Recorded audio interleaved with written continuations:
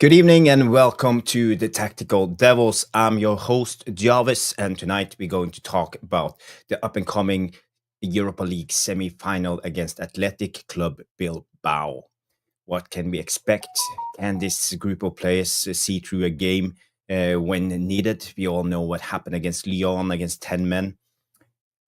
Can they be trusted? That's something to talk about.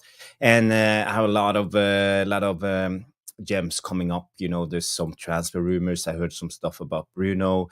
There's some stuff about Madison. There's some stuff about Nico Williams. A lot to talk about. And we will obviously go through our predicted lineup. So we have to think through who do you think should start and join the debate with us later. Tonight on the panel, I have Mick Ruby, MUFC Realist TV, and Stu Wally. And we will have a panel debate as usual when it comes to Monday nights and Jarvis's Corner. And I see a lot of you people have already tuned in. Danny B, Johnny K, Neil Driscoll, always, Rushmana coming in. All of you legends, stop by smashing the like and subscribe if you're new. So big up everybody, and I will see you after the intro.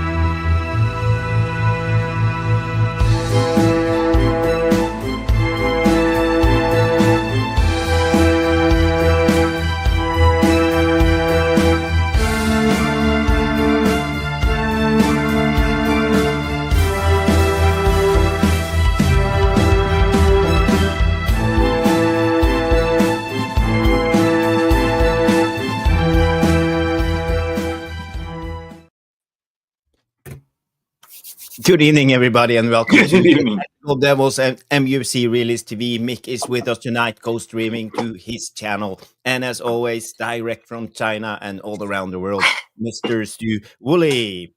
So, guys, Good to see you. We lost the game yesterday. Tonight, we're going to talk about what's ahead. The Europa League semi-final and a lot of United talk. And it will be good to go through it thoroughly with you guys, the footballing brains of YouTube. So, Stu, how are you doing? And how did you sleep last night after we lost the game 4-3 against Brentford? Well, I slept like a log last night, to be honest. I think my body clock is finally coming back to UK time. So, slept well. Had a couple of beers. We've opened up a bottle of wine tonight, me and the missus, so I've got a little bit of wine as well. So it's all good. It's all good. It's nice. It's calm. Yesterday's done. Looking forward to Thursday, actually. And I'm back playing. I've had 2 weeks out of playing, so I'm back playing Wednesday as well. So yeah. Looking forward to again. But is the season still going, or is it just no, we're finished now. Yeah, we're finished. We finished third. The old mighty Tipton Town finished third, so I was quite pleased about that. We got back to the semi-final of the cup. So we've had a really good season. We've got a five-a-side tournament, an automated aftermarket five-a-side tournament coming up at Stoke City. 3 weeks, I think. So I need to get back playing, so I'm ready, fit and firing to lead the IAAF team to victory. I'll be lifting the cup with a bit of luck. I'm going for another tournament as well. How's that old knee injury going? Do you think you will recover? I'm struggling with it, but I've got this new knee support that's heated, so I'll put that on about half an hour before we kick off, so I should be all right. That's good. I'd rather look. If I can't walk when I'm 70, fuck it. Who cares? I just want to keep playing football. That's all I want to do. 100%. That's so important. And Mick, thank you for joining us. How's Welcome. Thailand? Yes. How's Thailand? What's the story? Morning Glory, 3:12 a.m. my friend. Wow. And just a little bit news break. The high season is over. The tourists are fleeing. The rain is starting to dribble down, and I'm going. We had 22 million visitors this season in Phuket. So it was crowded. And I'm just going now, oh, finally. I can go to my favorite restaurant and there's a table with my name on it. You know, before I came there, sorry, occupado. But it's good. It's good. I love it. A bit rain. Well, Yes. it's not raining all the time. It's like 20 minutes No, a day. no. Or... Yeah, true. But I slept like a, like a log too. Like, singing timber. Boof. Why? Yeah. Because yesterday's game for me didn't matter. I see a lot of people with high expectations. They're going like, "Oh, it's a disgrace. We lost in the Premier League," and I was going like, "Well, Rúben Amorim told you this. Like, he's going to risk. Going to play the reserve team and give some injured play minutes and kids. And what do you expect?" Like, I was just happy to see Ahmad score a goal. I was happy to see Mason Mount score a goal. Garnacho, what a beauty! Like, this is what I'm looking like. How we can sort of progress. Let's face it, the Premier League season is over. Whose fault is it? I'm seeing some Muppets on Twitter, like, Rúben out, Rúben this, Rúben. Like, but still, like, whose fault is it, right? Is it Rúben's fault, right? No. Is it Rúben's fault? Like, yeah, if we would get into the Champions League, 100 million to spend, Rúben would get his players, 100%, right? So basically, the players that were playing yesterday, they were sacrificial lambs, basically, They're the ones that are not going to start on Thursday or, except De Ligt that got fucking injured. Sorry. Yeah, it's not looking good with that knee injury. I think someone is talking about ACL. He's done. He's done. It could be he's not even back for preseason. No, he won't be back for preseason. Is it? Yeah, Amorim, he hinted. He was quite cryptic when he talked about. He was hoping for preseason, so he was like happy. But Habibi, he walked up with only crutches, so he was a knock. Let's hope so. But I can't expect seeing him back. What do you reckon, Stu? You're the knee injury specialist on the panel. No, we're not going to see him back this season. He won't. I doubt he'll travel to America. I wouldn't. I would stay at home and I'd work on my fitness at home and make sure I'm ready for the start of the. I would do, if I was Martinez, Lissandro Martinez, I'd be doing exactly the same. I'd be staying home. Lenny Yoro, I'd try and stay at home as well and work out at Carrington. Probably the most sensible thing. But when it comes to to De Ligt, he has a foul injury history when it comes to his career. So it's not good. We've got a problem with our. No, let me rephrase it. We don't have an issue. We have some very fragile defenders. Also, there's De Ligt. They're quite fragile. Puke Shaw. Yeah, they're all quite fragile. So we need to make a decision on what we do with our defensive wall at the moment. So, and that will determine how I want to play on Thursday. Yeah. That will be quite interesting. We will come to the starting lineup and have a debate when it comes to this. Lindelof, Luke Shaw, who can play, Casemiro, Ugarte, Ahmad is a hot potato. So let's talk about that a little bit later. But first of all, I just want to say hi to all the people tuning in, all the legends. Jamie Wayne is here, Neil Driscoll, Danny B, Johnny K is here. Evening all. As Neil said, big congratulations to our women team qualifying for Europe after coming from 2-0 down to a draw 2-2 with City on Old Trafford yesterday. So big up Man United women. Yes, big up to the Man United women. Thank you for reminding us. Johnny K. Rosmano is in the house and they say if Bruno goes, we will struggle to replace that type of player. Other players before him, in my opinion. Yes, and that's also one of the things we will talk about, the Al Hilal bid on Bruno, apparently. We have Amir Fakir in Amorim Trust, Paul S is here, Daniel Brain, is it how do you say it? Brainy? Brain? It's not Brian because it would normally be Brian. Brian the E. So Brian. the Brian. Brian, maybe. I'll go with Brian. Brian. I think Daniel Brian. Big up. Brian. Yeah, it's Brian. In Australia, it'll be Brian, mate. Yes. Briney. Yes. How's it going, Briney? And we have Marseille Bednars. Day 147 is in the house. Irfan is in the house. Raymond Pierce. All of you legends tuning in. So many of you. I can't name all of you, but thank you. Jordan Wall is also here from Sweden. How are we? We are good. How are you, my good old friend? And let's just go into the show and start after 10 minutes. So the thing is, we are playing Athletic Club, as they like to call themselves, Athletic Club Bilbao on Thursday. We are up with the 3-0 lead after the first leg. But the problem with this Man United team is, can they be trusted? I have to remind you guys that our last home win in the Premier League, that was the 26th of February against Ipswich. We won the game 3-2. So we haven't won at Old Trafford since February.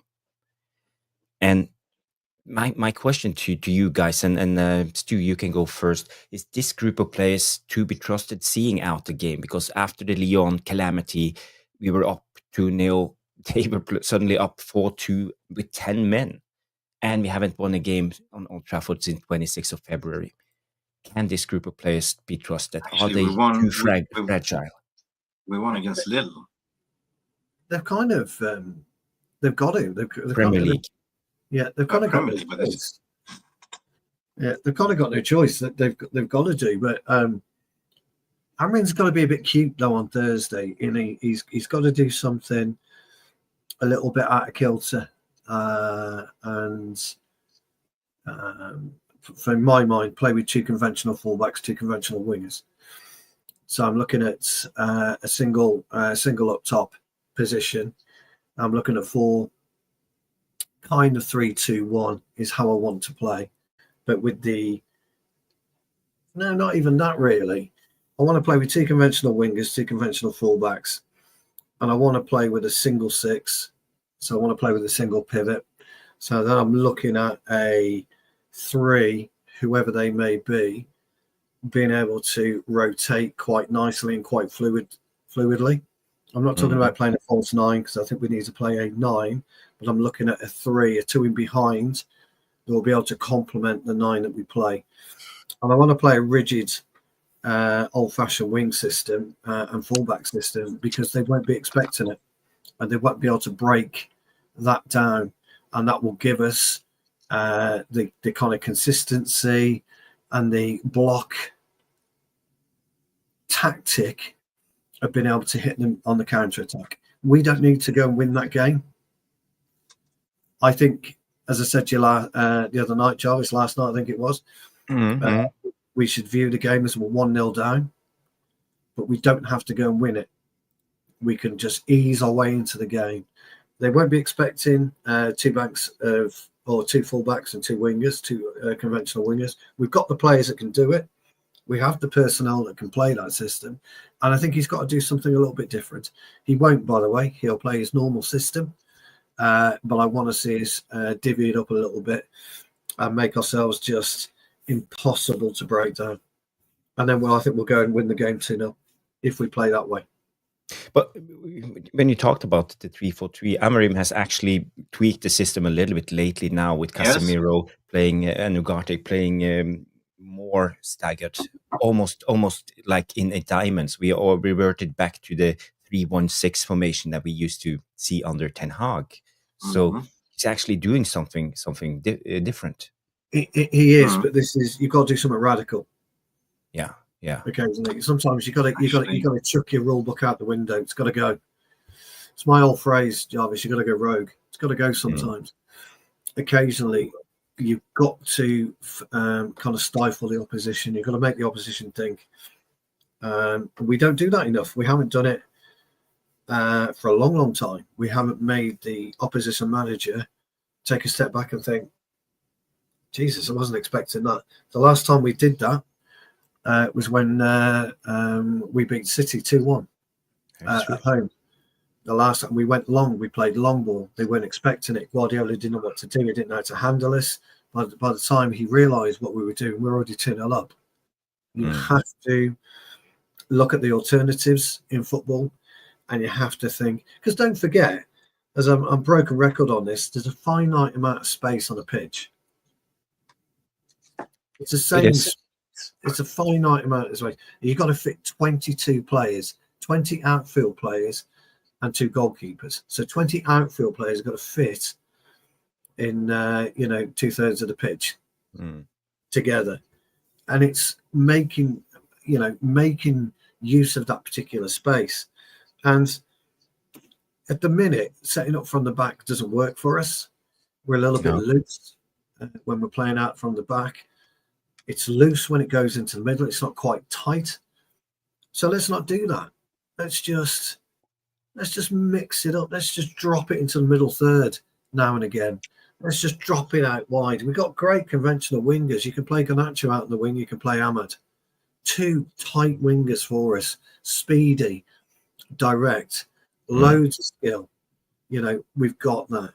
That leaves you Casemiro as the 6, Agati and Bruno or Mount and Bruno as your forward thinking players, and then Højlund up top. You've got fullbacks. We have fullbacks. Mazzari can fit into right fullback. No problem. Yeah. Sure, or play left back. We've got the personnel to do this, and we've got the personnel to change our mind occasionally. We've got the personnel to go and win that game if you dare to change your mind and dare to risk it. Now, you asked me a question: do we trust our team? Yeah. Who knows? Nobody knows until they step over that white line and they make that decision themselves whether they're going to perform or not. Because ultimately that's what it is in a game of football. Every time you step on that white line, it's up to you whether you perform or not. Now, these players haven't performed for us all season. We know this. But in Europe, there's a little bit of magic sprinkling, a little bit of a magic dust. So I want to see Amorim go brave. I want him to stick 2 fingers up at Valverde. And I want him to demonstrate an effectiveness that you can do when you change it up. And I want the players to stop moaning and stop whinging and get on with it. I listened to a couple of things this morning. Wayne Rooney's outed the 18th. Yeah. They're not playing the same way. It's an irrelevance. People go, you make a big thing about, you've got to play the same way from the 18th to the first team. You don't. You have to learn to play different styles of football, different types of football. That's what makes you a better all-round player, if you have a better understanding of 3 or 4 different styles. So I want us to be radical. I want us to be brave on Thursday night. I don't want to fuck about defending deep in our in the system. I want us to really explore opportunities and avenues, and I think we'll go ahead and we'll win it quite comfortably. He won't do that, by the way, but that's what I want him to do. I want him to play conventional fullbacks and wingers. Stu coming in with all the answers. Thank you, Stu. I see Mick is bubbling and bursting to say his opinion on this one. No, really? Before you go, Mick, I'm just going to hold you a little bit because I just saw a new name in the chat, Super Arch. Oh, Super Arch.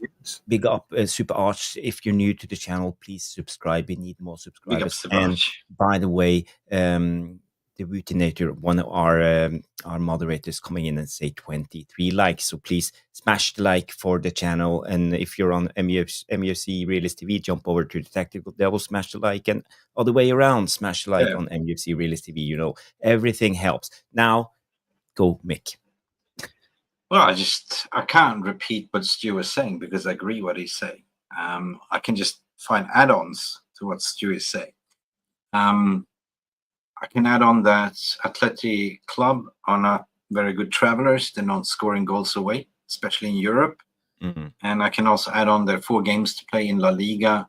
They're currently sitting 4th. So the mindset of them is, should we go risk it? We have 3 up our ass, and we don't score much goals. You look at, do we trust the team? Well, look at Lille. And that was Manchester United don't make it easy for us.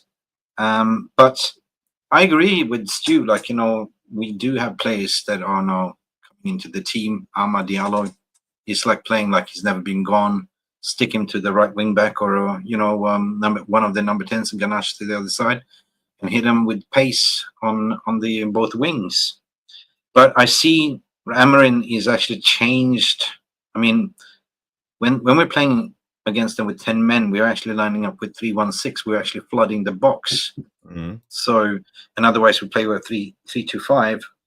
So I want to see what Stu's saying. Like, go. Don't sit back and invite pressure. You're playing at home. The crowd will be electric. You will have the crowd as the 12th player anyway. Go and score early goal, 1 or 2, right? But as Stu's saying, we can lose with 1-0 and still qualify. But I don't want to see us to lose. I want to go out with pride and glory to say this is the shaping up for the final. You can score 1-0, 2-0, and game's over for them. You know what I mean? So I'm questioning, are they going all in for this competition, or are they going to say, wait, hang on a second, we got 3 games in La Liga, we might bottle it because Real Betis is sniffing behind us. Even if we finish 4th, we still get into Champions League, and that's 100,000 in the 100 million in the bank. Million. Yeah, 100 million. For us, I think we're already walking in 1 foot. The players' mentality should not be complacent to say we already made it.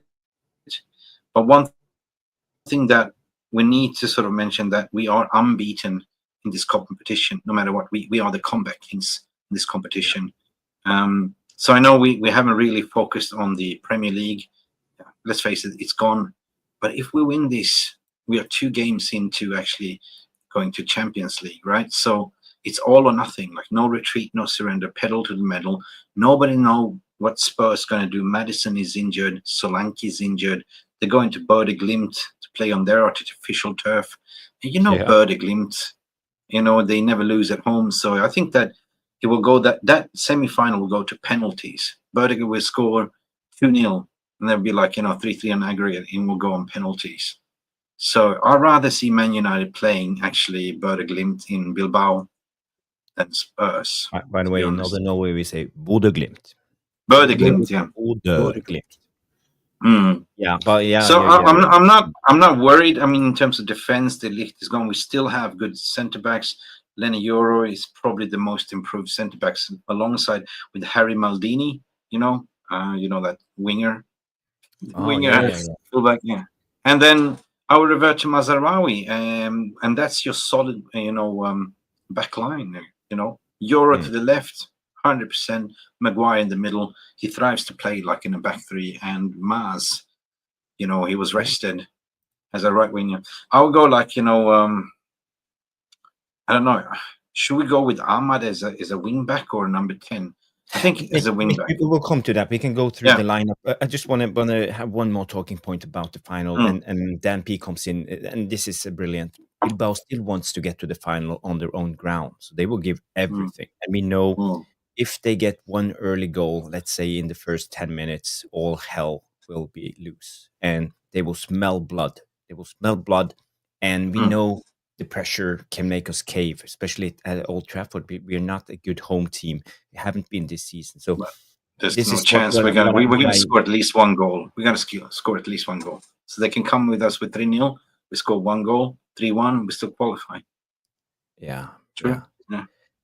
Well, I'm super worried. I have to be honest with you guys. I'm super worried because I don't trust this team. I don't trust them, and I don't know how they will react if we go 1-0 down. Are we going to start stressing out and lose our heads? I remember the first 25 minutes in Bilbao. They could easily been up 1 or 2-0 because they had big chances, and our defense, especially, and midfielders looked shaky. So if we just give them a little bit, they will go at us. And this is the thing. We just got to hold on. That's why you got to shape it up. That's why you got to look at it, and think, right, well, I'm just going to block you. I'm going to do that. But I've got the talent, the attacking talent to break you down. It's time that, people don't like conventional wingers anymore. Well, it's not the done thing. It's not the Guardiola way. It's not modernism in football. It's all bullshit. But football hasn't changed in fucking decades. No. The everything remains the same. You score more goals than the opposition, you win. Period. That's it. That's what football is. You know, Right. these reporters after the game, they're constantly trying to think of rephrasing the same old question that was given to a player 60 years ago, because it hasn't changed. What do you need to do to win the game? Well, it's the same fucking question. Mhm. Every manager asks it daily. Every player asks it daily. Every director's asking it daily. What do you need to do to win a game of football? The best way to do it is to surprise your opposition. On one occasion, completely surprise your opposition. Do not allow Valverde to come in and determine and dictate how he wants Amorim. We must dictate everything on Thursday night. So we dictate it. We've got great wide players. Use them. It's the width. Hit them where it hurts. And you know what I'm going to say, Joe, is hit them diagonally. Hit them diagonally. You go down the wing, you cut in. You make a defender make a decision. You make a centre half go backwards. Put him on his arse because he's running too fast backwards because Ahmad's at him. Garnacho's at him. Bruno coming in from behind. Hoyland pushing their centre-backs as far close to the 6-yard box as possible. Cutting the distance between the goalkeeper and space. Why don't we do all of this? It's not rocket science. Look back at the 60s, the 50s. They were doing exactly the same. They were pushing the defenders into the 6-yard box and killing the space for a goalkeeper to come and claim. They would, it was. But back then, they challenged the goalkeeper. Only had 3 seconds, so he will be dead meat. But it was movement up the pitch together, movement back together. It was a nice pendulum way of playing ball. This is what we need to do. Playing a conventional fullbacks and conventional wingers allows you to play that pendulum momentum that just says, right, here's a brick wall. Get your chisel, start hammering away. And then as soon as we can get turnover, what happens? Bang, you're away. There's nothing wrong. And the devilish tactic, as I tell you, there's nothing wrong with trying something different just for one game. Do it. We did, like I say, Ten Hag did it. And then, don't you remember, the first half, we were 2-0 up against City, and then he changes back to the normal system. And what happens? City destroy us. We beat them 2-1. I want to see something different because you guys are right. The devilish tacticos are right. Dan P was really, really spot on about what he said. They're playing at home if they can make the final. They're going to come and they're going to hit us. They are going to hit us. But if we can keep them out for 25, 30 minutes, even at half time, they'll lose their way. Yeah. They'll lose their nerve. The game will be over and it will fizzle out. And that's where we can then go ahead. Stu, where I'm coming from is we have a 3-0 lead. It's like we're going in with the defensive mindset. We have everything to lose and they have everything to win. If they go 1-0 up, thoughts can come sneaking in. We can't lose this. I don't think they will. But that's why I was saying we shouldn't sit back. Suddenly the nerves comes. I don't think they will. We see this before. Especially deep in Europe. A lot of quarterfinals, semifinals, things have turned around magically. Yeah. I've just got this feeling that we won't. Look, I know he's not going to play with 2 conventional wingers and 2 fullbacks. I know that. He's going to play his normal system.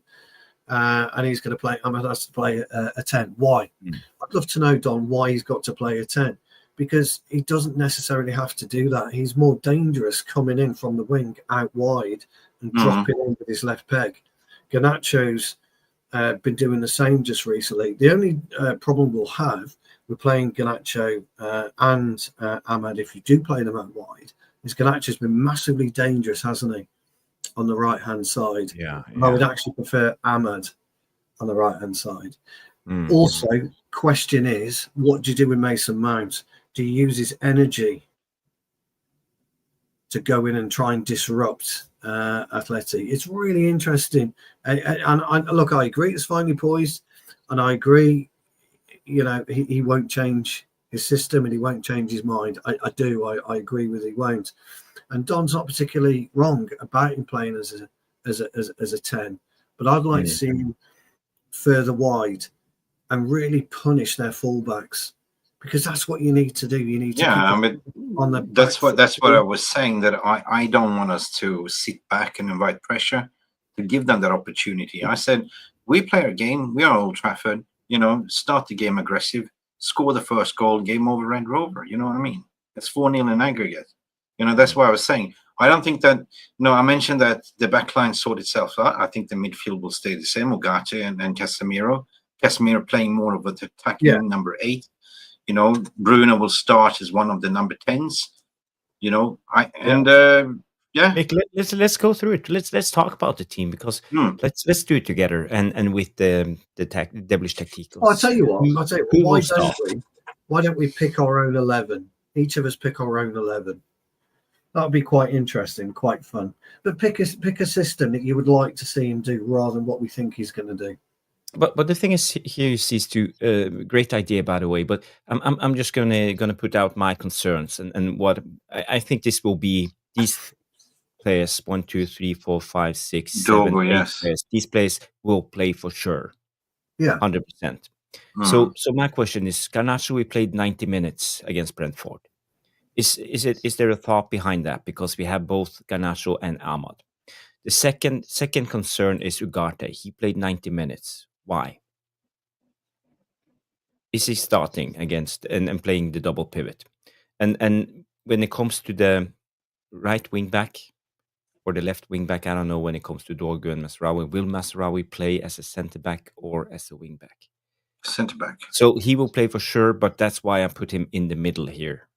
And who will be the right centre back then? Is it Lindelof, or are we going with Luke Shaw playing Euro on the right? Oh no, Luke Shaw, no. So these are the talking points in my head. So let's just start from the back in this position here. Spot on. Is it Masraoui, or are we going for Lindelof? Maz, because Maz cooked William brothers, like Nico Williams, absolutely cooked, didn't pass, so he was rested on purpose. So he will start. Lindelof doesn't make this team just as a sub. But then again, Dalot is out. He's injured, and Amas sure as hell is not going to start, in my opinion. Not after the game he had against Brentford. No, I see Dorgu playing the left wing back and Ahmad coming in as the right wing back. Yeah, it's probably the move. Yeah, and I think that. So what are you saying? Dorgu on the right and no, Dorgu to the left and Ahmad to the right. Okay, so you're going with Ahmad on left wing back. Right wing. Right wing back. And who's the left winger at the Athletic Club? That's Nico Williams. Nico Williams. Yeah. So are we trusting Ahmad to play against Nico? Yeah. It's good. It's good poaching the ball. Okay. That's actually a right wing back. Yeah. Okay. Sorry. It's. Yeah. Yeah, but Ahmad will be right wing back and Dorgu will be left wing back. Isn't that right? Yeah. Stu, what do you reckon? Do you agree with Mick, Masraoui, and Ahmad? Yes, I think that's how it's likely to go. Yeah. Okay, so now we are down to the central midfield. Yep. Are we going with the pivot of Ugarte, Casemiro? Yeah. Maybe they will play more like this, but let's put him as a pivot. Yep. Or could we, for example, see Bruno, because we will be under pressure? Maybe he understand that we need someone who have the ability to play the ball long. Or do we trust that job to Casemiro? Casemiro is good passer of the ball. I mean, he's turned the clock. He's prime Casemiro, so I trust Casemiro. Playing very well at the minute. And we have Mainu too, by the way. off the bench. I would put Mason Mount in there personally. Okay. I'll push Bruno in the pivot. Yeah. Well, I know you play single pivot. You know, this is a game you don't play a double pivot. You play a single pivot. Oh, so you're thinking something like this. You have to play a single and you pivot. will have Mason Mount. Yeah, you've got to play a single pivot. You can't play a double pivot. You've got to play a single pivot in this game. Yeah, this looks dangerous. Interesting. And Mason Mount also scored. So, but so there's an interesting conundrum here, and it's not a conundrum. It's whether or not this whole setup is about discipline with Dorgu and Ahmad.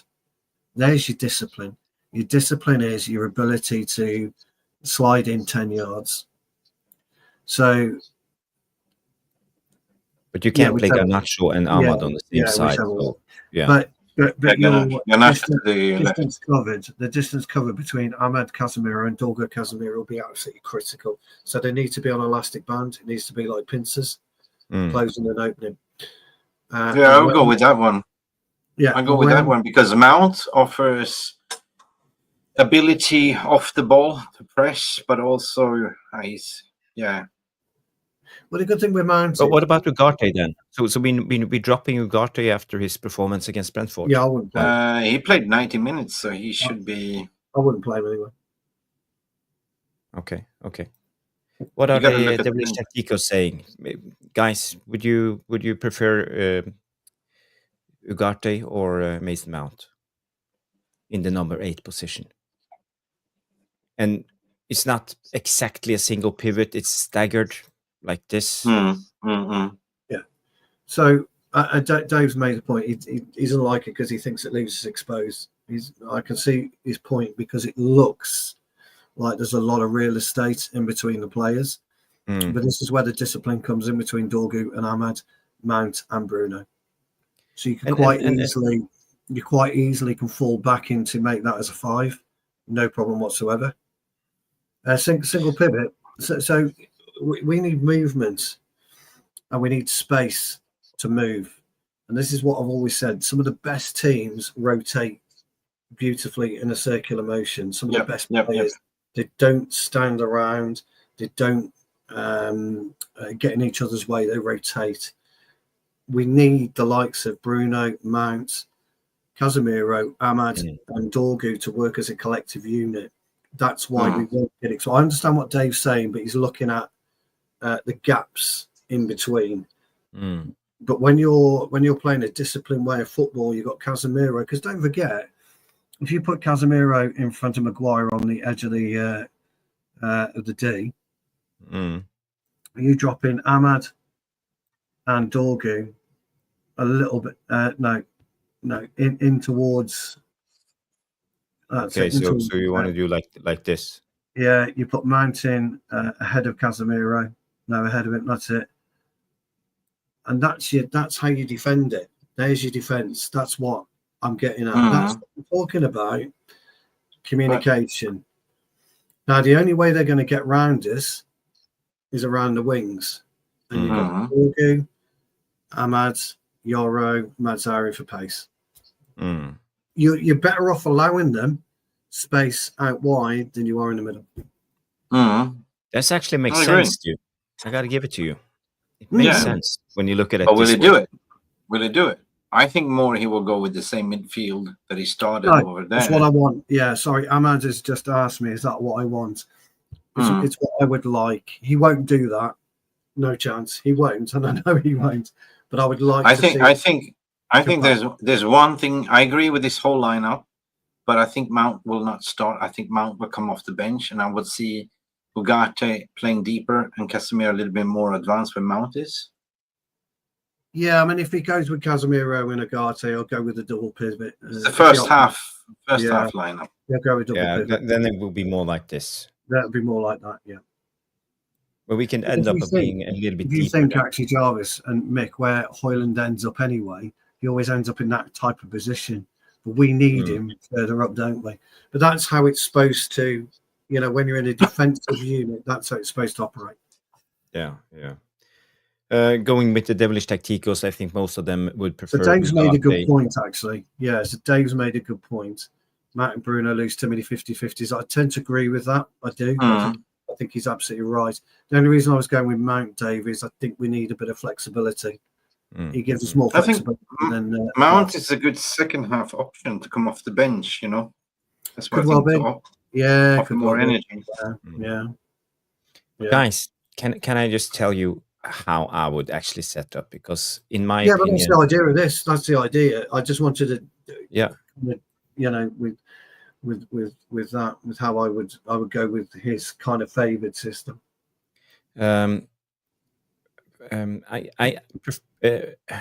Personally, I would always go with Bruno in the pivot, and that's because Bruno has the ability to hit it long, and then we get to utilize our runners. And I would do something like this because I want runners on top, people with pace, people who can actually hurt the opposition, so they won't be able to put us under pressure. Because dominating the game and controlling the game, it's about keeping your team compact, moving as a unit up and down. But it will be difficult for them. And with us playing with three pacey players on top, it will be extremely difficult for them to push up that's a good one too. And we also have the deadliness of Bruno, who can hit those balls to the diagonals and the runners, and also Casemiro has the ability to hit the ball long.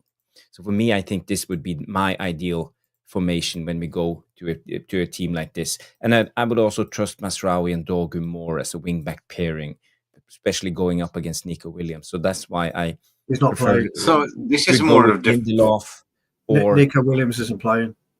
He's out. Well, I'm sure he's that's out. at least what the reports are saying, but I will wait until Thursday. There's still many days to go. So this is more going than pragmatic defensive in the first half. If you look at, yes, do I trust Lindelof? He's a ball playing centre back, but I was agitated when I saw him play last time in the second half, but just playing it backwards. But you have then Mazraoui to protect him too. I don't want sort of Mazraoui to bubble wrap Lindelof because there's a mistake. Lindelof is not fast, so if you're facing like Nico Williams on that side, I'm a little bit nervous with Lindelof there. You know what I mean? Yeah, but the thing is, when you play with the back three line, you always have cover. You'll always have an extra centre back, so you're not as exposed. That's my thing. But I don't know, Stu. What do you think? Could this be an option? Yeah, it's definitely an option. It's probably. You don't like it. Be honest. No, I don't. I don't. Okay. That's okay. That's why we are here. I don't like it for the reason we're not flexible enough with it. We're quite static. I get what you said about the passing ability, but when you look at Ahmad and Garnacho, although there's a little bit of pace with Dorgu Mantari, not a great deal of pace, we're lacking pace right across the middle. And I felt that's what we've had issues-wise. Now, before everybody jumps on me, Mount doesn't necessarily give you pace. What he gives you energy. And it gives you a lot more energy than what Bruno gives you. Bruno gives you energy, but Mount's a different level. Now, when you look at the makeup of a team and the mix-up of a team, some of the best teams have really substandard footballers in them. And what I mean by that is they've got no real ability to pass the ball. Their trapping ability is not very good, but their instinct to be at the right place at the right time, to sniff out danger, you can't teach. And that's the interesting thing about what Mount gives you. He's not a bad footballer, as we all know, but his industry is what counts, is what upsets a Cherky type player. It upsets even, I'd go so far as to say, a Sander Berg type player. Just gets it, pushes you around. And that's why the way that I wanted to set up, actually the way I would set up anyway, is a 4-4, is two conventional fullbacks, two conventional forwards. But going with the way that I wanted us to do that, I want to push everything out wide. We've got too much of a, and it's not where you've just laid everything out.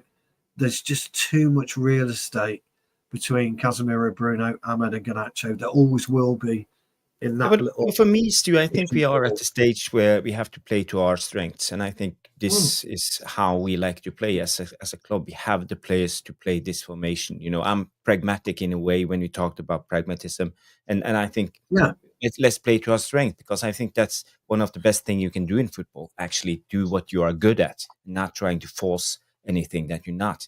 So that's why I would prefer to go with a formation like this. And also, I just want to bring up this because yesterday I was a little bit critical when it came to Ugarte and Mainu in the pivot. So I don't know if you see all these dots. All of these dots are passes made by Brentford's double pivot. mm. And if I go deeper into this, and I just, for example, chooses long balls. Here you see all the long balls from their pivot. Here you see Christian Nørgaard with the long ball into the box. Here you see him again. It's Yarmolenko, Christian Nørgaard. So this is just to explain how the opposition played. And when you look at our players, our double pivot, you have Ugarte and you have Mainu. They made 5 long balls through the full 90.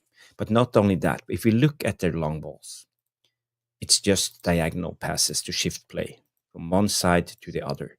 There's nothing going forward, trying to penetrate, trying to create. And this is where I felt yesterday, because my intuition after the game, after watching the full 90, I was thinking, why couldn't we try to hit him long sometimes? Because Brentford were really good in staying compact all the time, moving up and down as a unit. And we know Thomas Frank, he loves to organize his teams. But the problem was with that one, Jarvis, we allowed them to do that. This is our but you biggest see problem. here in a Allowing them. passing pattern. Yeah. And if you remove these guys and you put on Ericsson, when Ericsson came in, him by himself for 30 minutes have had 6 key passes, long balls, more than the double pivot had for the first 70. And if you look at Christian Eriksen's passes, they are actually making our attackers run. Ericsson hit the ball into the diagonals and making them run. And this is what I like in football. I think we need the right type of players. So going back to my original thought, that's why I would love to see Bruno playing in the deep lying playmaker role, like a 6 or an 8. That's why single pivot works best then. So if you're looking at that type of play, you've got to play a single pivot. You can't play a double pivot, because a double pivot hamstrings you to an extent. Because you're always attached to the 6. As a double pivot, you're always attached. Yeah, we all know the negatives with the pivot. You know, we had our time criticizing Ollie for playing with the double pivot, because at that time everybody played with the single pivot.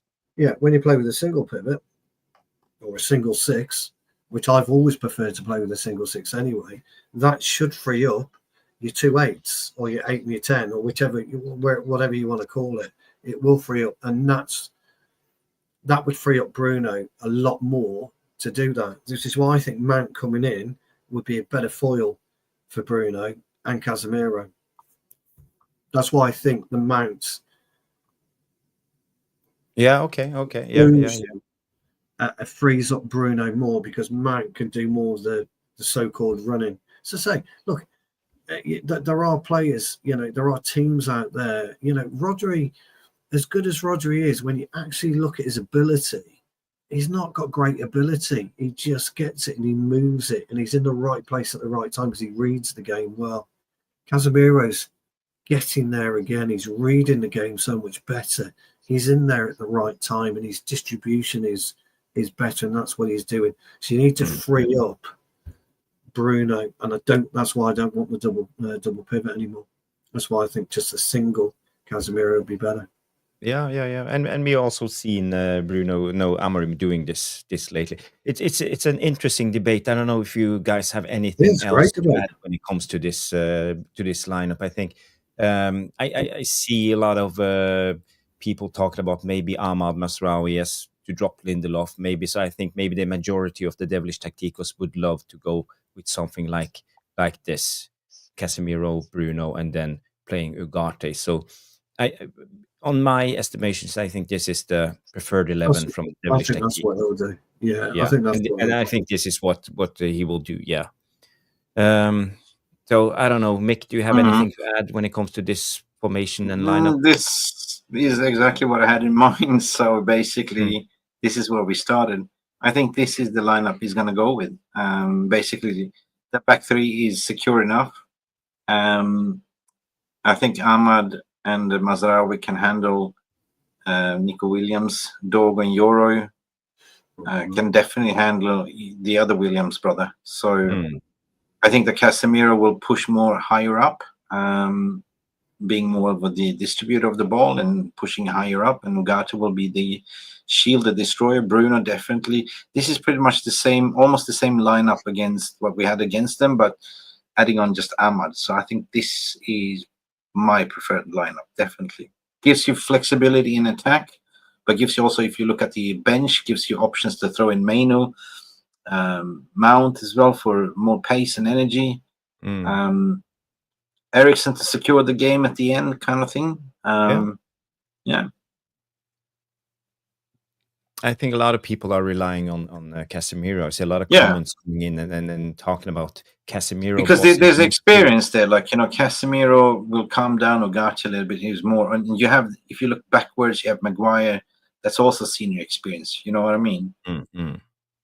Bruno needs to be the captain. I mean, he turns up for the Europa big occasion. He loves to play under the big crowd stage. So I think this is it, and I think that I'm not going to be cocky, but 3-0, that is a massive lead and a big ask for a away team to come to Old Trafford and try to sort of win the game with 4-3. You know what I mean? We're definitely going to score a goal, either through Ahmad or Bruno or Garnacho, Højlund. We all of a sudden have firing power. So, yeah. A guy we didn't mention was Luke Shaw. No way. Is he out of the picture completely, or could he be a guy? He's done on this level. He's done at this level. Right. I don't think he starts him. You can't start him in a back three. You can't start him in a back three because he'll have Iñaki Williams his side. So you can't start him as a back three. So it's the best back three that we've got. If we did a back four, I'd play Luke Shaw as a conventional fullback. Yeah, absolutely. No problem. This is Stu and Jarvis. I don't know if you agree with me. Match fit Luke Shaw is really good. He cannot play as a left wing back anymore. He's done. Not wing back. He can play as a centre back. Yeah. But the two last games I've been watching him, and he takes away the accountability like hot potato, and instead of making a mistake, he passes on the ball to your, like, why are you doing that? Like, why are you exposing the youngster to make a mistake? He's done it twice in 2 games now. Yeah, his problem was with Amos. Yeah, he didn't protect Amos. No, he didn't. No. He didn't. No, that's true. But I think we all agree on semi-agree on what we should go with. But there's a lot of things Amorim can do, and Luke Shaw is definitely an option. But I agree with you guys. He's not going to start this game. He will stay on the bench. He's not the future. That's to wrap it up with this Bilbao preview. What's your score prediction? How do you see the score will be after 90 minutes? I think we'll beat them 2-0. Yeah. Who will score? I think there'll be a penalty. I think Bruno will score and Ahmad. I think we'll beat them 2-0. I think we'll beat them with 3-1. Ruby Classic. Yeah. I'm back. Ideally, I want another clean sheet, but I think that, Ahmad would score. I think that Bruno will definitely score. And Højlund will score. Yeah, I think we'll keep a clean sheet. I don't think we'll concede. I don't rate them up top, to be honest. In fact, I didn't rate them at all at their place. I thought they were massively substandard. I don't think they had an off night. I just think we were better on the night. I think we'll be better on the night as well. But, I just want to see Amorim shake it up. I really do. I want him to make Valverde scratch his head. Because I tell you now, something when you stroll into Old Trafford, if you stroll into any away ground, you are 3-0 down in the two-legged tie, and the gaffer from the opposition does something completely what you're not expecting. That pushes you back 15 to 20 minutes. I promise you, you've lost 15 to 20 minutes already. Mm. Mm. Yeah. So you've got to deal with you've got to deal with 75 minutes rather than 90 minutes because they won't be able to work you out. And this is the thing. So when we're choosing teams and we're demonstrating and we're talking about different players in different positions and why we would use those players, there's more to it than just the players on the pitch. There's the knock-on effect of Bilbao not being prepared for what we're trying to do. And somebody pops up in a position. It's the old Fellaini, Louis van Gaal, when he stuck him in the pocket all those years ago for the first time, and people are looking around saying, "You're not fucking supposed to be there. You're supposed to be there." Yeah. And for 10, 15, 20 minutes, nobody knew how to pick up Fellaini. It's nuts. That's one little tiny thing that he did, and that's in modern day football. I think it's really, really is overlooked. And I go back to Eric Ten Hag when we beat City at Old Trafford 2-1. Guardiola looking around, not knowing what to do because we weren't appearing and popping up in the places he was expecting us to do. And we turned them over. Yeah. All we knew what had happened before we were 2-0 up. And that's all it does. It really does flummox the opposition. If you can buy yourself 20 minutes, 25 minutes into a game, golden, absolutely golden. It could be one of those two, but in my prediction, I tend to agree with Johnny K, who comes in with the 2-1 United, and for me, I think it will be a roller coaster. It's never boring to watch Man United, and it will be a thriller. I think they will go 1-0 up, and the nerves will come. But I think because of Casemiro, Maguire, we have some of and Bruno, our experienced players, are in form, and I think that we can come back and win the game 2-1. So that's my prediction. And Raymond Pierce coming in 3-1. I am Titanium 1-0. Danny B 3-1. 3-1, 3-0 from Sadiq Rahman. 2-2 from Dave. Yeah, but I think most of the Devilish Tacticos and the VAR room on MUFC Realist TV are really optimistic and think we can win the game. I just want to say, get those likes up coming in from Bauman, and we are now as we speak. It's 50 people watching on Tactical Devils, but we're only on 29 likes. So at least 1/3 of you guys haven't smashed that like, and it's so important for me, for the channel, for the growth of the channel, to get some recognition for the hard work we put in. I spend a lot of time. Stu do the same, Mick do the same. So all you can do to pay us back is to smash that like. So please take up your phones, hit that thumbs up, and we get going. And you do the same on MUFC Realist TV. 215 people are watching currently on the Devilish Tactical Devils MUFC Realist TV and on X. So please do. It's easy to like, as Raymond Peace said. So, and Johnny K also. So moderators, help us out. Remind people to smash the like. Next topic. It's about yesterday.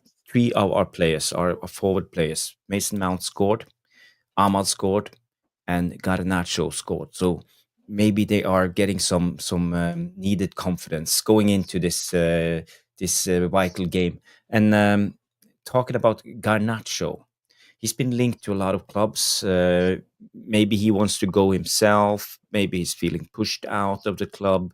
I don't know who's leaking all this information. According to Rashmano, it looks like it's Garnacho himself who pushes for a move. I don't know, but it's a lot of agent talk, I believe. And my thing when it comes to Garnacho, he's a young guy. And he's what is it, 20 or 21? Yeah, something like that, isn't he? Yeah, well, he's still young in a way, but Yeah, he's he's played young. for us Yeah, for at least 2 seasons now regularly, and he's still developing as a player. This season so far, I think he has 11 goals and 11 assists, so his output is okay, I Mm. would say. And for a 20-year-old, I think his output is almost outstanding in a way, you know. And still, we feel we are disappointed with how he performs. We're not happy with his performance. He gets a lot of critique for being greedy, not looking up, not giving the assist. And can he still develop? What's his ceiling as a player? And should we actually sell a player like that? Because Garnacho has something that a lot of other wingers in his age don't have, and that's an X factor. He Mm. has no fear in his brain, and he can take on his men 10 out of 10 times, even if he don't succeed 9 out of 10 times. And the 10th Yeah. time, he can actually win the game. So, Mick, what do Can you I reckon? go? I Yes. wouldn't sell him. I would keep him, but in order to develop, when have Man United ever developed a youngster? That's the thing. You need 6 instructor, not 1 instructor on the pitch, and Amarin is limited. The thing is, he's been trying to, according to reports, trying himself pushing for a move in January. What does that lead to? Maybe he's not thriving to play as a number 10. Maybe he is a left winger, right winger, wants to play in a 3-4-3 system. But I said that he's been taking instructions, putting a shift in, and I think he's developed, come a long way under Amorim. He's trying to understand. Finally he understands, but his final third decision making needs to be improved, and that could be trained. But I agree with you. He's got the X factor and the XG factor that I wouldn't personally get rid of, even if you get a Cunha in. He's such a good coming off the bench player as well, as a weapon. He can play right, he can play left. Hell, I even argue sometimes that he's better on the right. He's versatile. Yeah. But I don't think that, if we make a Champions League, there's 100 million in the kitty, right? He's not a problem. His wage is not that huge, And if we make Champions League, the wage bill goes up also with most of the senior players, and every playing staff goes up by 30%. But hello, that means that we will either way get rid of players that are on high wages. You look at Anthony, definitely will be going. You look at Rashford be going. So we will definitely have like 70 million. I mean, that wage bill goes up to 50 million, but that 50 million, what I'm trying to say, can be reduced by selling Rashford and Anthony and even Casemiro. You know what I mean? But he's not the problem, in my opinion. So I said, we are linked to that Mbomo guy, because of the performance yesterday. And I was like, Yeah, it feels what, like it. really? Do we really need him? I think Garnacho is a better player than him, and he's 20. He's got plenty to develop, but you never know with Ineos. If we don't make Champions League, then there's a certain level of money and certain players that are for sale. You know what I mean? And he could be one of them. I don't think the club will sell Kobe Mainu.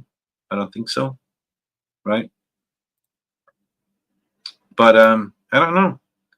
I wouldn't sell him. Why sell our own But we academy know why. products that we It's actually? about money, Mick. It's about money, and I he's know. homegrown. So it's about getting those FFP numbers up a little bit for us to go large this summer. And it's very tempting, I know. But for me, I also agree. I tend to agree. But I want to hear Stu's opinion first when it comes to this Garnacho thing. I'm quite conflicted, really, with Garnacho, because I agree. I think there is a player in there for sure. I think his own personal development has been slow. Yep. And it's him developing himself. I know he's a parent, but I don't think he's grown up quickly enough to play for Manchester United. Because personality, when you're looking at squad development and squad building, personality is a massive thing. So for me, there's 2 things that Amorim must consider. The first thing is, what can he do with him? How can he get the best out of him? Does the player himself want to stay, and does the player himself want to develop? Or secondly, if there's money on the table for him, whatever that money is, does that add to an expanding kitty and allow Amorim to bring a player in that he feels will fit to the team and the squad better than what Garnacho is? So it's not just a question of how good a player he is, how far down the line he is. It's what he does and how he contributes and how he puts himself within that squad. So for me, it's not as cut and dry as whether he gives us 12 goals a season or 30 goals a season. It's all about where Amorim wants to be in 2 years' time, whether or not he fits the Amorim script, and whether or not there's money on the table which will allow Amorim to get there maybe 12 months quicker or 2 years later if we don't sell him. So it's a real difficult one. And this is the big thing for me when it comes to players. For me, and I've always said this, nobody is unsellable. Ronaldo proves that. He was at not the peak of his power, but he was close to. And we got 80 million for him. We took it. It was big. It was big money. We took it, and we didn't really kick on from there. I know and that's something we've got to consider. Tottenham took the Gareth Bale money, didn't kick on. Liverpool took the Coutinho money, did kick on, because they used the money for Coutinho. They used one player's money, one player, to bring in Van Dijk and Alisson, and that changed their landscape. Yeah, and let's not forget how we spent the Ronaldo money. Yes, exactly. So there is Valencia, Overton, and Michael Owen was the Actually, the interesting thing for me is, I think now that we've got Vavell and Wilcox, we seem to have a common sense structure, and they have probably an understanding of what they can do and what would be better. But it depends. It's really up to Amorim, and I agree with Mick as well. I think Champions League football will play a big thing in it. But for me, I think he wants to go anyway. There's just something. His body language isn't always right. His attitude's not been right. He did knuckle down more than Ronaldo. Maybe he has bigger ambitions than Man United in a way. Well, who's bigger than Man United? He's not going to go to Real Madrid right now. I mean, crikey, they're scraping the barrel going for Trent Alexander-Arnold. Let's be honest. Yeah. They're scraping the barrel there. He's not going to get into Barcelona because Lamine Yamal is, where would he go?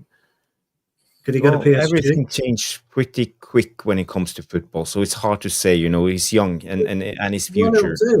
He'll do. He'll end up with someone like Chelsea and ruin his career if he goes. That's what he'll do.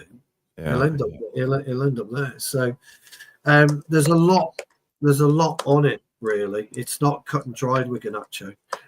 It's cut and dried with Anthony. We know it's cut and dried with Eriksen. It's cut and dried with Rashford. We know all these players are gone. Lindelof, it's cut and dried. They're gone. We're not even looking at them. Garnacho, it's a tricky one. It's a difficult one. Yeah.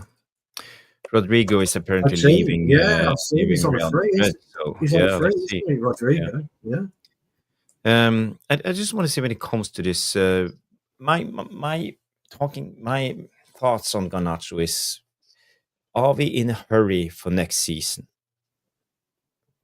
I think we already planning. Do we want instant result? Because I think the ceiling of Garnacho is pretty high. I think he can become really, really good in time when he learns to develop. Because the things that he's not doing well at the moment, like passing the ball, taking shots too often, it's about decision making. And decision making is something that you develop by time, by playing.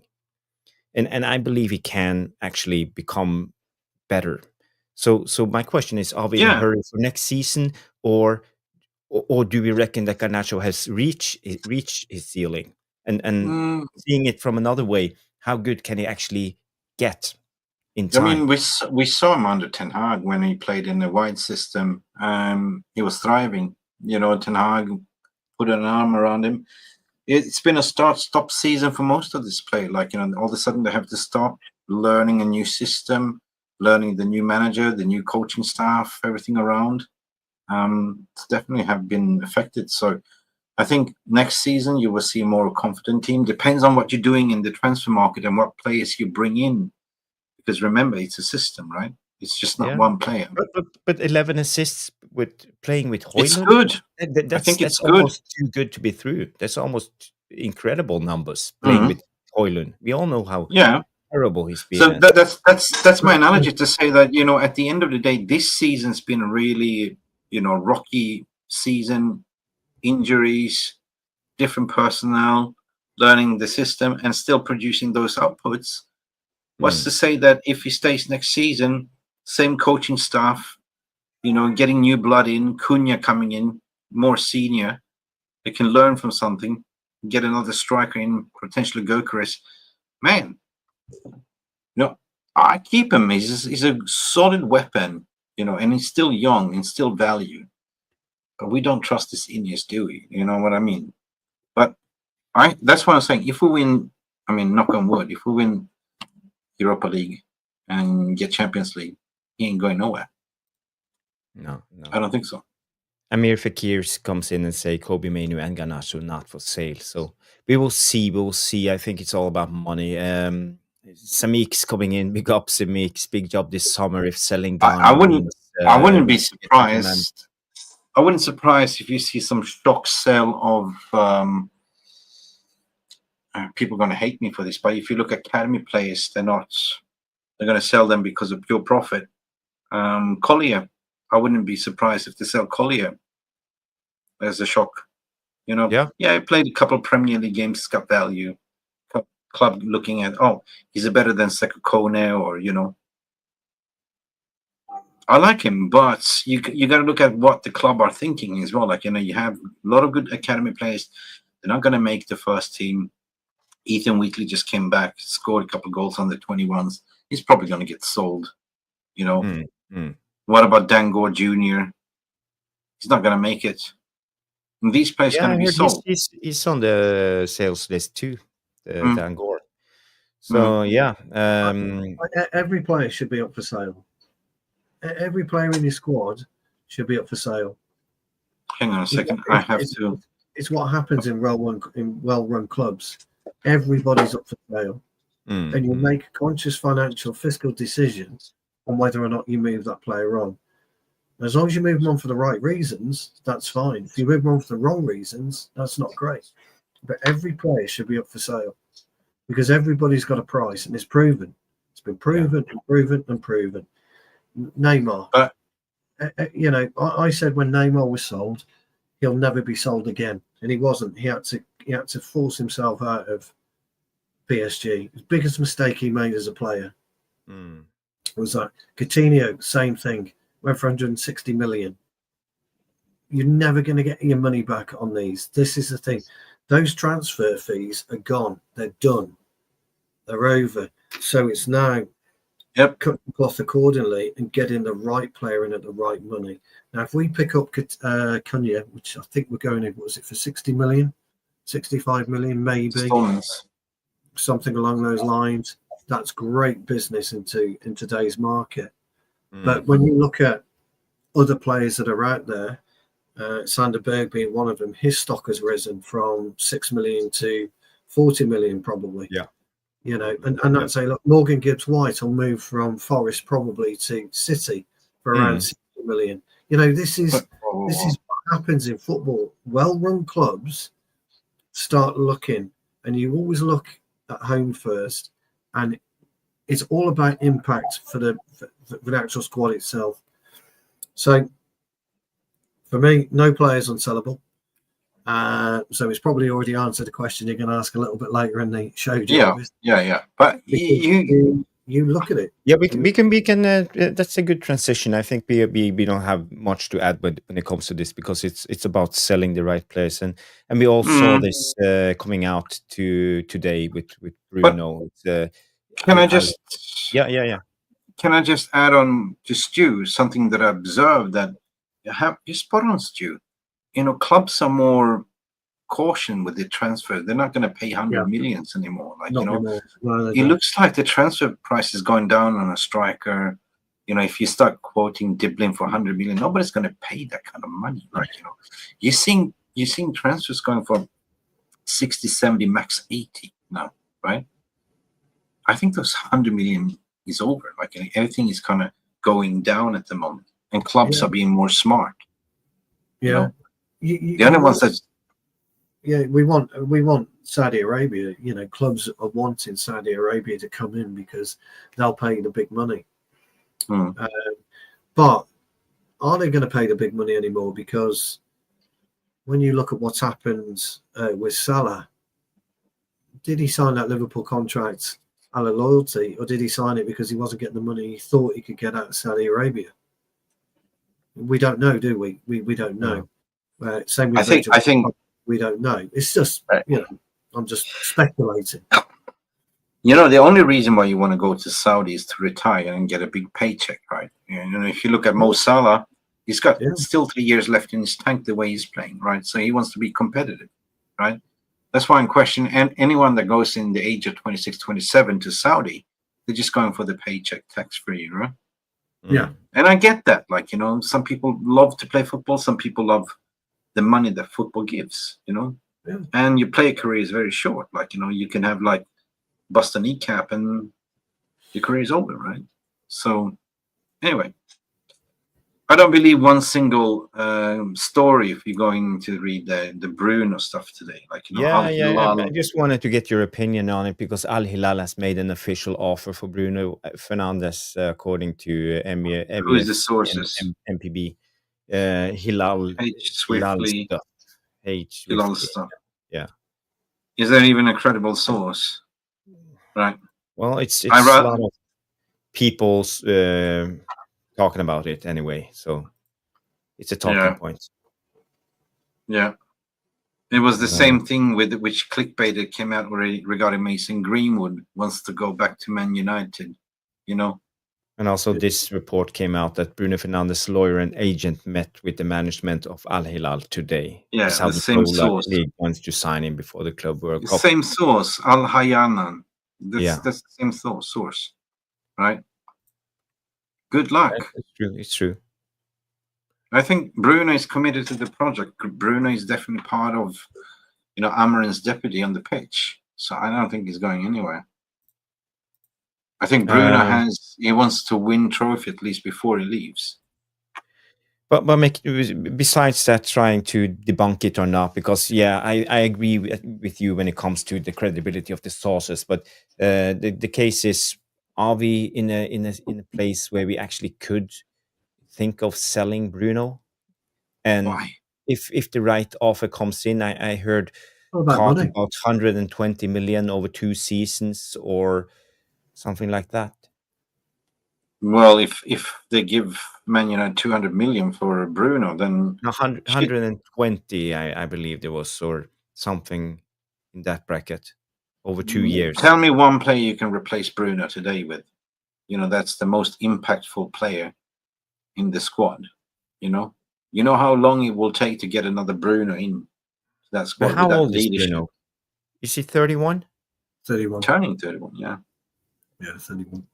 So, he's a machine, but he can't go on forever. And at the end of next season, he will be 32. So he's got that physicality. He's never injured, this bastard. He's got an engine and a half. He's one of the freak of natures that will go and tick on for 5 years more, like Stu's old Vauxhall in his garage from 1980, right? Yeah. The interesting thing is, what 120 million, you're not going to see that type of money again. So will the board look at it and say that's 120 million? We got 200 million, that's 320. Yeah, but that's tempering. But then you got to sort of ask the player, what do you want? And I think that player is so competitive. He loves United. He loves the project, and he wants to leave United on a high, like at least being part of the legend. He's already shaping a legacy at Man United. Why would you leave for money? He doesn't need money. I mean, there's a slight. I mean, the problem with Saudi Arabia is they're chucking. I mean, Ivan Toney earns 400 grand a week out of that. I know Bruno's on 350, so it's neither here nor there to him. But there are somebody like Bruno, he'd get close to $1 million a week. Benzema earns something like 3.3 mil, doesn't he, a week? Benzema. Whatever. Well, I think Bruno is the type of person, he loves playing football. That's the thing. He's so competitive. He loves playing football. I think he's got enough money that he needs. He doesn't need more money, That's how I'm reading into it. He wants to play at the elite level. Yeah. Maybe at the end of the contract, he can go to Saudi.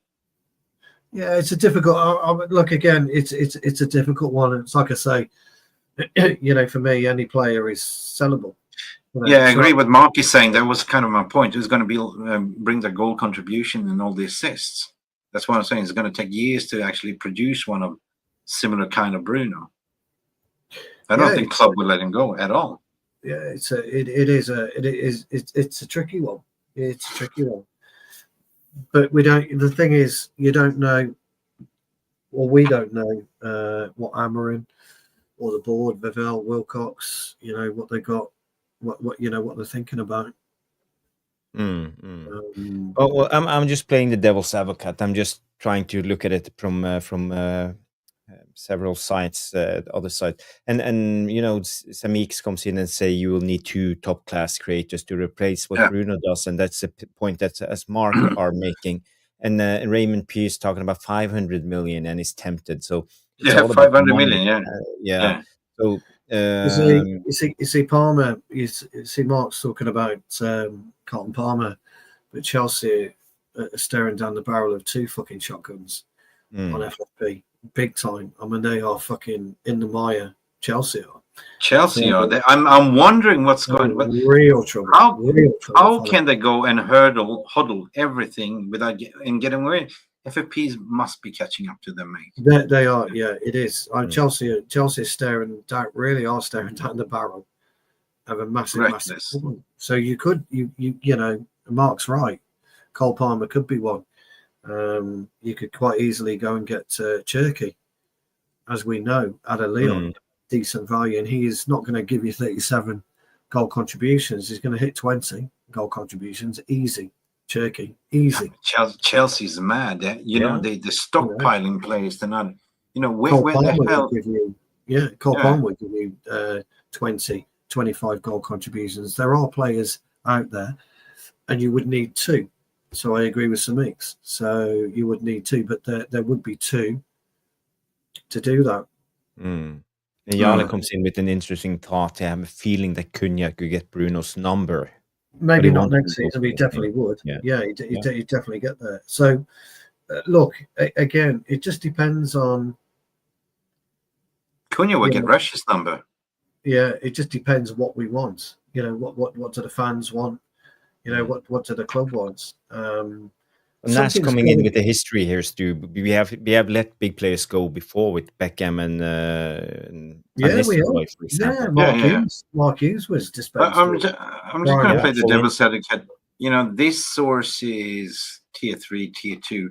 I'm just going to go what happened yesterday. There was breaking that PSG sporting director Luis Campos is an advanced talk to join Manchester United. There was Shoutouts Olivier. Yeah, and everyone went, oh, yeah, Luis Campos. Yeah, this is the one they're recruiting Mbappe and everything. And lo and behold, then you come the tier 1 for Richard Romano and say Luis Campos is not negotiation with Manchester United. So sometimes it's Sunday, you know what I mean? People are generating stories. We've seen this before. Yeah, look, it'll always be that way. But I'm not so sure about Al Hilal and Mendes anyway. But if you are an Al Nassr or an Al Etihad or whatever, Al Hilal, you would come knocking on the door and asking an inquiry. Why wouldn't you?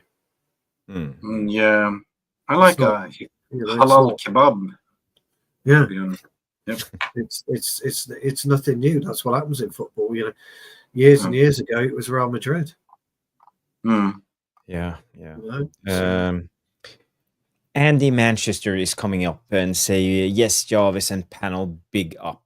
Good game, Big Man up. United. Good to see you. Andy Manchester is a new name I haven't seen before, so big up. Big up. And if you haven't subscribed, if you're new, subscribe to the channel. And guys, girls, smash the like. We are on, let's have a look. We are on 41 likes, so we are getting there. But the goal is 50, so keep smashing those likes if you haven't.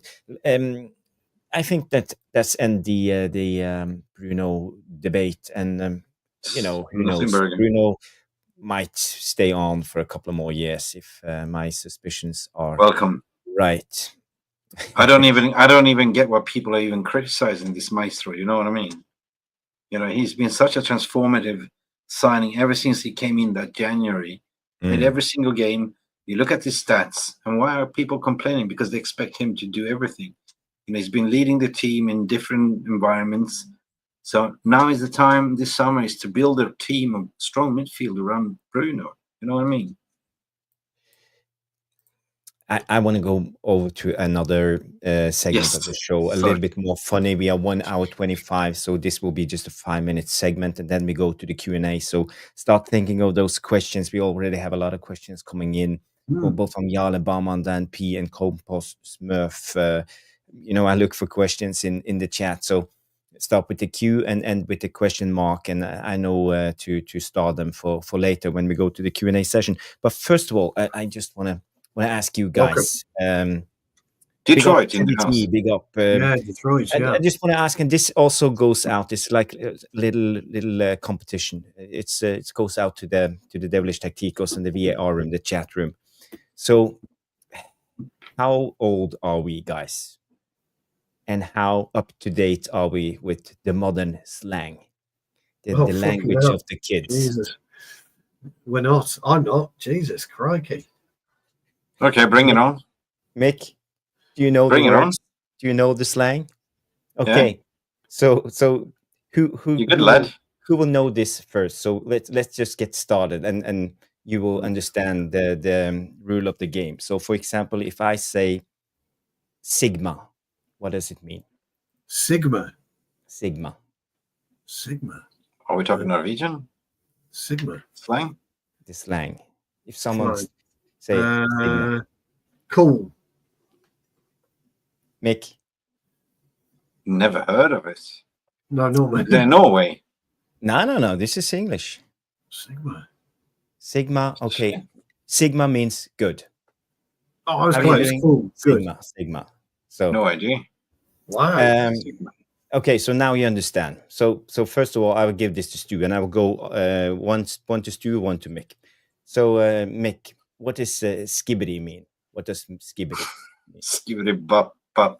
Skibbity bop. I think I might know what that means. I think I know what that means. Skibbity. Shit. 5, never heard of it. 4, 3. Never 2, heard of it. 1. It goes to Stu. Happy. No, Sigma is bad. Okay, this goes to you, Stu. I thought it was skibbity. Skibbity. Yeah, skibbity. Sorry, skibbity is bad. Skibbity is bad. Skibbity is bad. Sigma is good. Skibbity. Wow. He's like a quagmire, mate. Skibbity, skibbity. Yeah. All right, no, didn't know that. How are you? I'm skibbity. Yeah, it's just more positive. I'm skibbity. Wow. Skibbity doo. I'm skibbity doo. I'm Scottish. I'm skibbity doo. Yeah, skibbity doo. How are you? Skibbity doo. How are you? Okay, I will give you an easy one. Yes. Goat. The goat. The goat. Yeah. So everybody knows that one. What context is that? Greatest of all time. The goat. Oh, sorry. Obviously. Yeah. So yeah. I just wondered what context, because the goat. Yeah, greatest of all time. Yeah. Okay, but this is someone. Mick, you know this. Sus. I'm still stuck on skibbity doo. How are you? Just a chip in the butt, mate. Sus. Great shot, young lad. Skibbity doo. What? Now you're being really sus.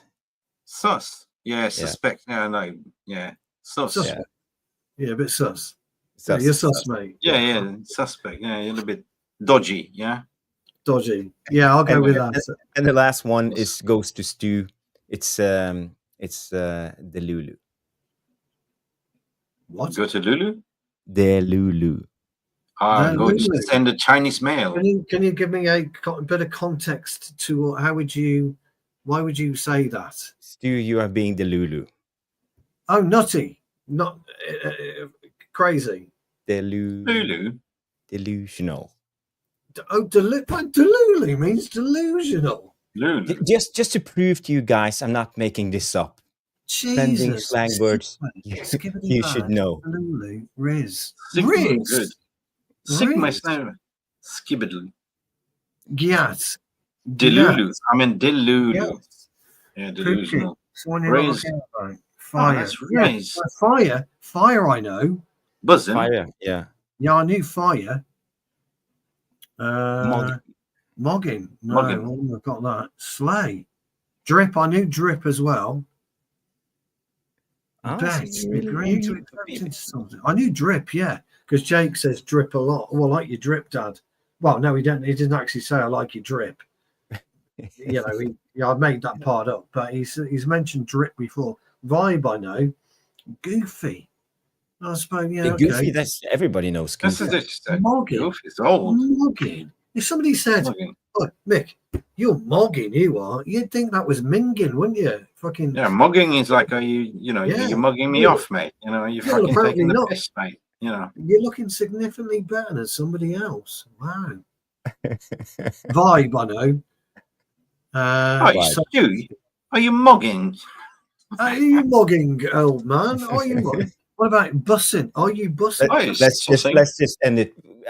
I will be the first to admit I'm too old for this. Jamie Wayne, you got a huge. I liked it. Skibbity. I thought that was Scottish. Skibbity, yay. Skibbity is just like Skibbity. That was bad, I believe. That was bad. Yeah, but it sounds so positive. Hey, I'm Skibbity today, mate. I'm Skibbity, dude. I thought I'm buzzing. I'm happy. I'm buzzy. Yeah, Skibbity. Yeah. Let's just go back to football. It's worth our strong side. You have to excuse us, guys. Let's go to the Q&A. I've seen a lot of questions coming in and get. Yeah, we've got questions coming in. We have questions coming in. Get that. Let me play the Q&A intro. So we will see you in 1 second. Where is it? Q&A. Here we go.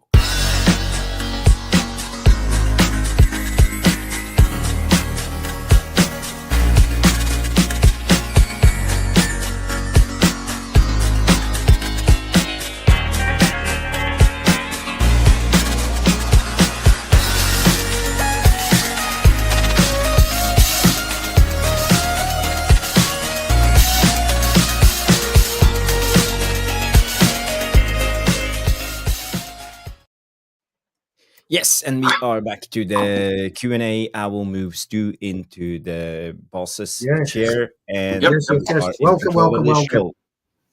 There's a huge 214 of you watching. Please smash that like for both Mick and Jarvis. We do need the likes. It helps with our algorithm. It puts our show out to many, many, many, many more keen football fans who want to listen to three old dudes talking football. Yeah, if you don't do that, you are Skibbity.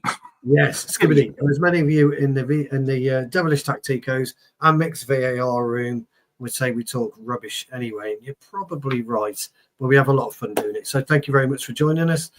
Q&A time. What have we got? What have we got? There's no Trev questions for you. There's no Trev Wade in rinsing me at the minute, so that's a shame because I like a good old rinsing from Trev. Mick, as a guest today, Yala Malmina.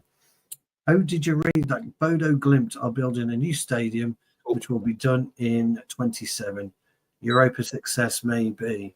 Mick, that's actually not a question, but I just thought it because I was going to address it later. That's okay. Yeah. Did anyone read about it?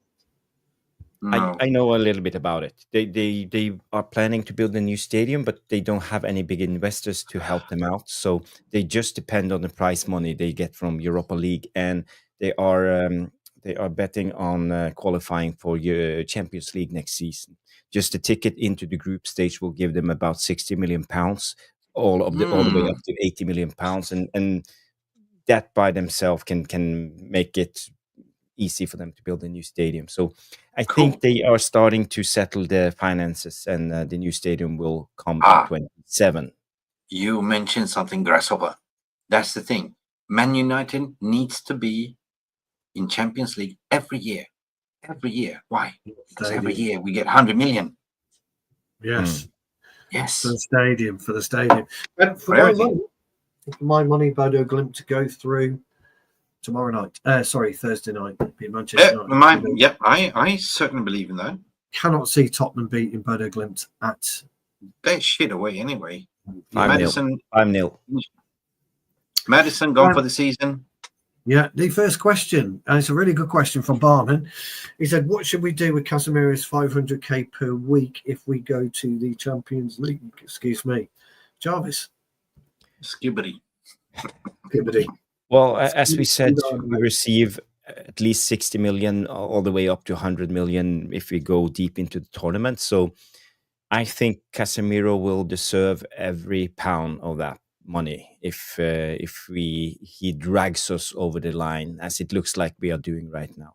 Am I a little bit worried that he will be an issue? Yes, maybe, because he will be our highest earner, even higher than Bruno. So maybe it's time to call it the quits with Casemiro. Try to move him on in the summer and save a buck. Wait a minute. Who said 500? Where did you get that figures from? He's on 350k a week.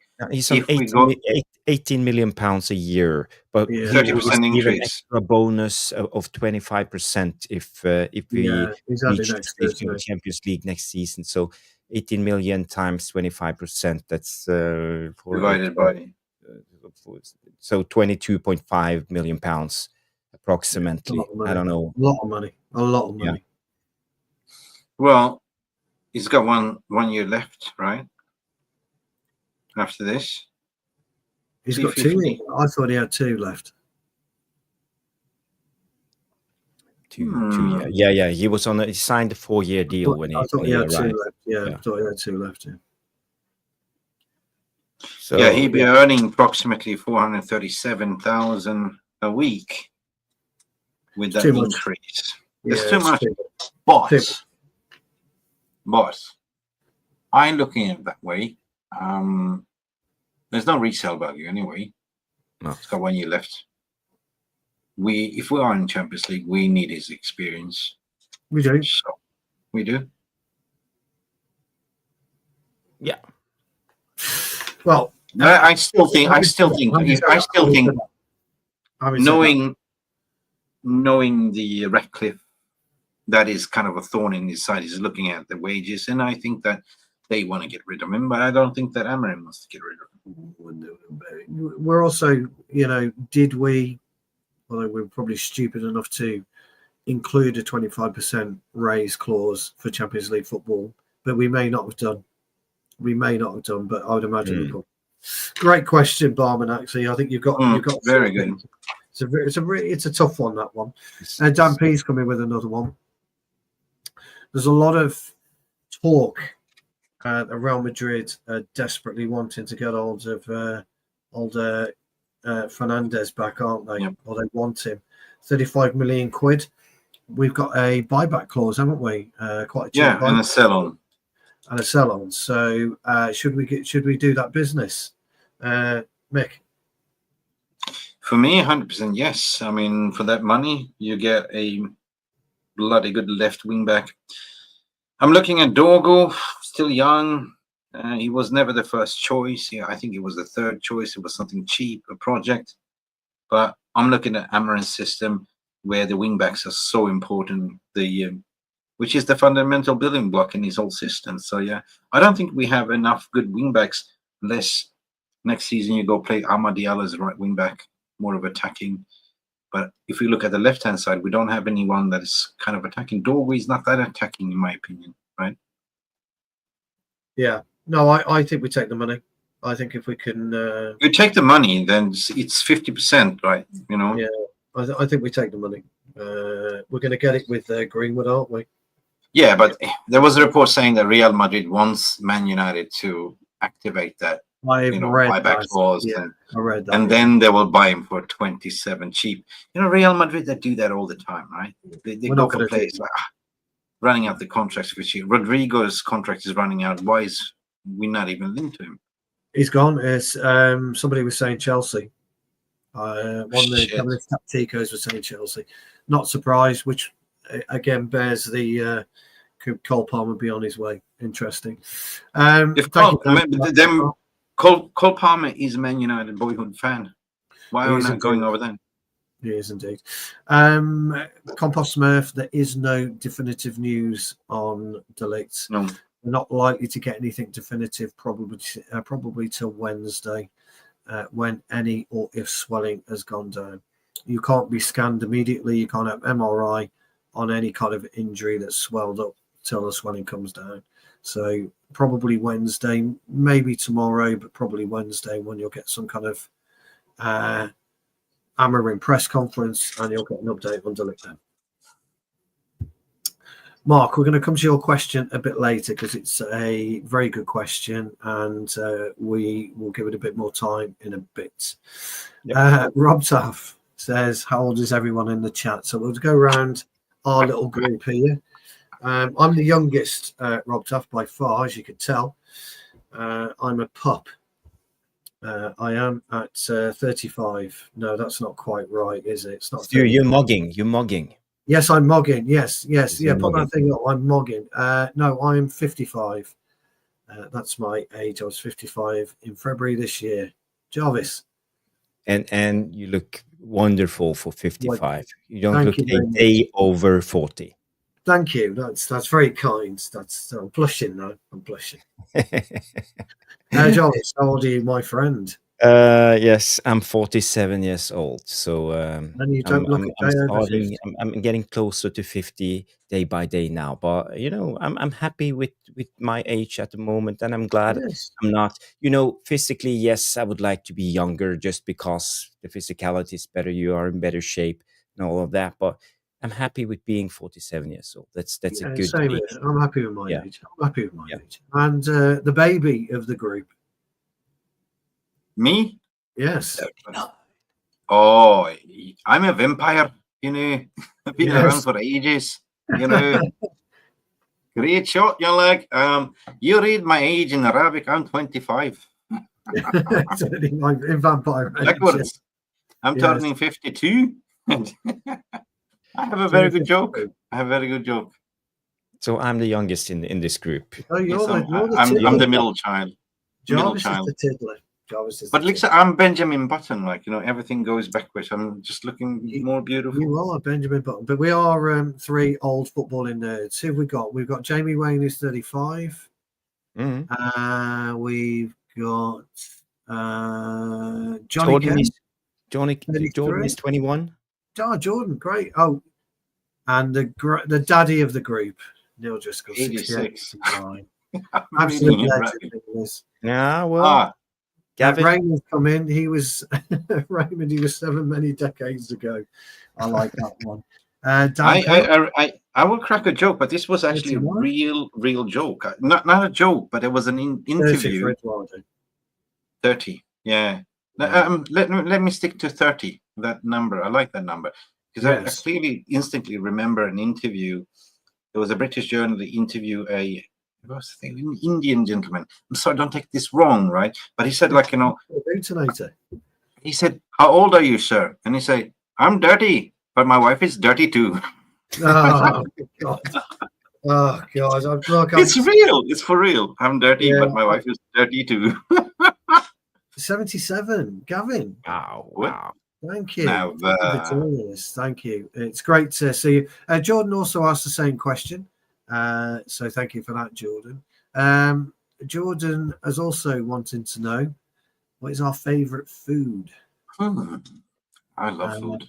I love Italian, Jordan, to be honest. I love pasta. I love Italian. Everything about food in Italy is my favorite. So that's my go-to. I'm a carnivore, so I love everything with meat, barbecue. So you love Australian and Argentina. Oh, Dave's you can't. You know, when you pass by your neighbors and you smell the charcoal in the barbecue, go. Yes. You know, barbecue, any form of barbecue, yeah. But if we're going with dishes, yeah, I go with Asian food, Thai food, and also Indian food. I love Indian food. Yeah. Spicy. Yeah, I'm not really an Indian fan, food-wise. I don't like curry, but I adore Chinese. Jarvis? Yeah, I see Neil coming in and say Italian and Chinese food, and Yalem Alamin comes in with lasagna. Oof, beautiful. Lily's Turkish. Jordan likes his tacos and Lily's Turkish tacos food. så mycket.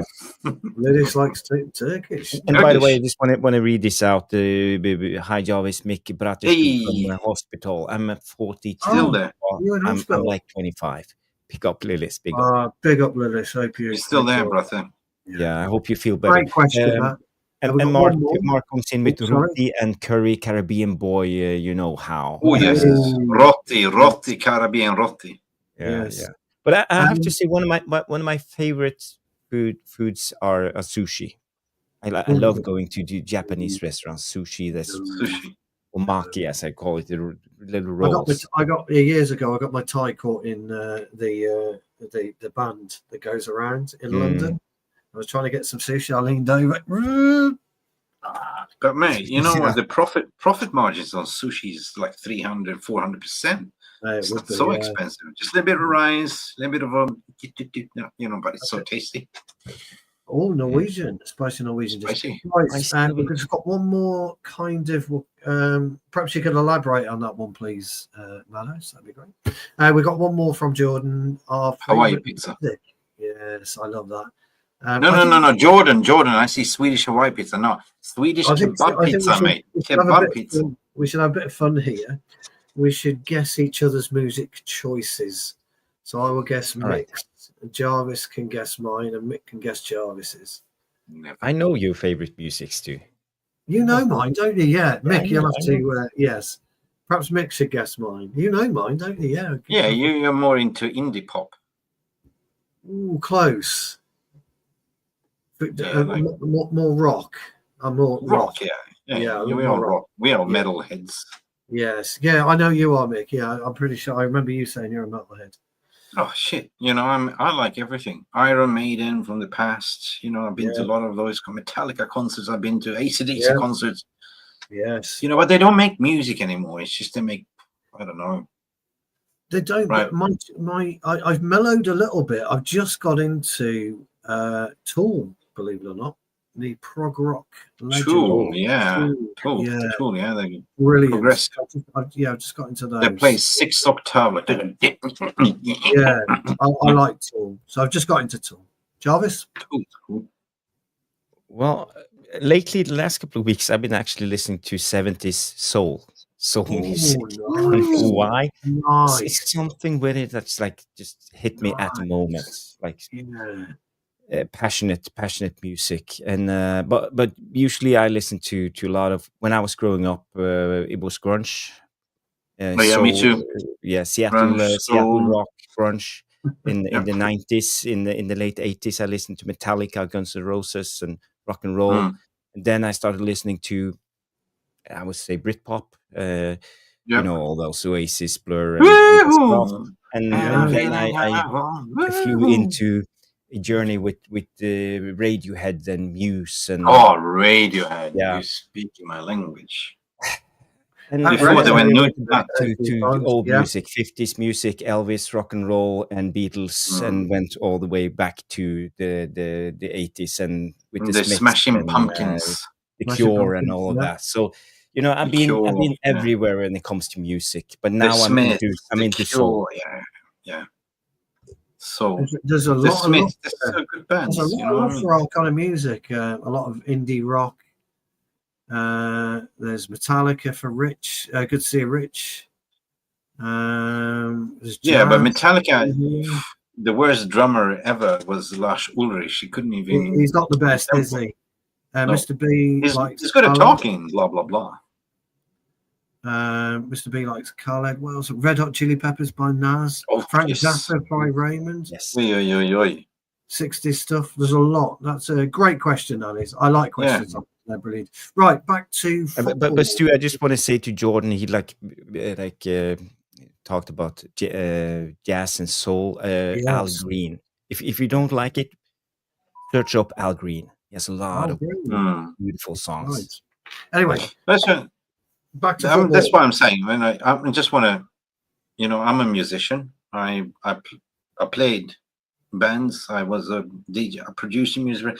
The thing is, my soul is crying because you don't see those big bands coming out anymore, right? You don't, right? Mm-hmm. It's either like, Britain's Got Talent, this shows, this, you used to be able to, you receive your salary, you go down to the record store, buy a label, buy a vinyl, and you sit home. And you used to say, "What are you doing, mate?" "I'm going to go home and listen to music." You actually sat down and listened to music. You studied the artwork. You read the lyrics, and then the CD came, and then everything kind of went digital. Like, so really. Well, I had a turntable for Christmas. So I was just starting collecting vinyl again. So I was quite pleased by it. But Mick, I am a terrible, lousy drummer. And when I say lousy, I'm a good drummer. I'm lousy. But I like playing. I'm absolutely woeful. And I can't get my coordination right, but I don't care because I stick the headphones and I've got electronic drum kit. I stick the headphones in and I just bang the shit out of it. That's all I do. And I'm lousy, but I don't care. Great question. The double kicks like this. Yeah, I haven't got double kicks. I am going to upgrade my drum kit. We're looking at moving this year. So when we do move, I'm going to get a bigger room. Jarvis is, he's crushing Guitar Hero. Well, I know he is, but he's quite modest, is Jarvis. He's looking at that. I can't even play. I used to play a lot before I got kids and family. I'm a lousy drummer, so who cares? Yeah, anyway, you give me any type of instrument, I play it. I got this musical ears. I'm just rubbish. Naz comes in, says, does winning the UEFA Champions... Oh, Europa League, sorry. You got me going then. I speed up the Amorim out voices if we play poorly next season. Good question. I don't want to. There's a fraction of a fan base. They are like they don't know what they want. I think they're just bitter and angry and insecure about themselves. I had numerous conversations. I'm not going to mention names, but it's like, what if we win Europa League and get into the Champions League? They go, oh yeah, that's a different story. So, what's the difference? You know what I mean? So I don't think. I think, for what it's worth, I'm with you, Mick. Actually, I think there's going to be a certain element of the fan base that are going to want Amorim out, whatever. I think his popularity is massive, in the way going fans, and people are really understanding. People are more understanding the situation than ever before. I think that. Well, hold that thought, because we've got a question from Mark, which kind of is. Before we go to the Mark question, I just have some breaking news coming in from. I saw just Rashmano bringing this up. So sorry for breaking up the Q&A session, but we are here for football and news. So this came out from Fabrizio. Let's say 11:53. So just 7-8 minutes ago. Is it Mogging? No, not Mogging. Is it Mogging? Cunha done. It's Skibbity. Al Hilal. Here you go. I don't know if you can read it. Al Hilal have a genuine interest in Bruno Fernandes as one of the top targets this summer. Man United see Bruno as a crucial player. Same for Rúben Amorim. No talks have started between clubs. No bid to club approach. Man United insist on clean plan to keep Bruno. So these rumors are true, but Man United don't want to go further. So a tier 1 journalist has confirmed. I can have genuine interest in Margot Robbie, but that doesn't mean that I will get her. You know what I mean? Like, I can have genuine interest in, you know what I Yeah, mean? but it wraps up at least what we talked about. So Yeah. at least there was Yeah. some truth in Um, it. Just before we finish with Mark's question, because Mark's question is a great question. Question for Jarvis from Danny. Danny, I hope you're still watching, pal.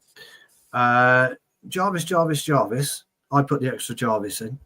Have you heard of Mikkel Bro Hansen, a 16-year-old forward at Bodo Glimt? Look at this smile. Yes. You look like Of Robert De course, Niro this time. obviously, I have heard of him. He's a Danish kid. I think he's 16 years old. Yes, and he's a massive striker talent. A guy that I know who actually is a season ticket holder at Bodo Glimt, lives in the city. He told me about this guy, and he said he's so talented. And you know, they have two strikers, and he's just a up and coming guy. He don't get any play time, but he's played 2 cup games for Bodo Glimt, and he scored a hat trick in both of them, I believe. So he played like 2 games and have 6 or 7 goals. Mhm. What And he's kind of 16 years striker? old. Is he an old-fashioned 9, or are we looking to push the That centre? I don't half back? know, but he's Okay. he's one to look out for. He's one to look out for. He's one for the future, but maybe next season is too soon.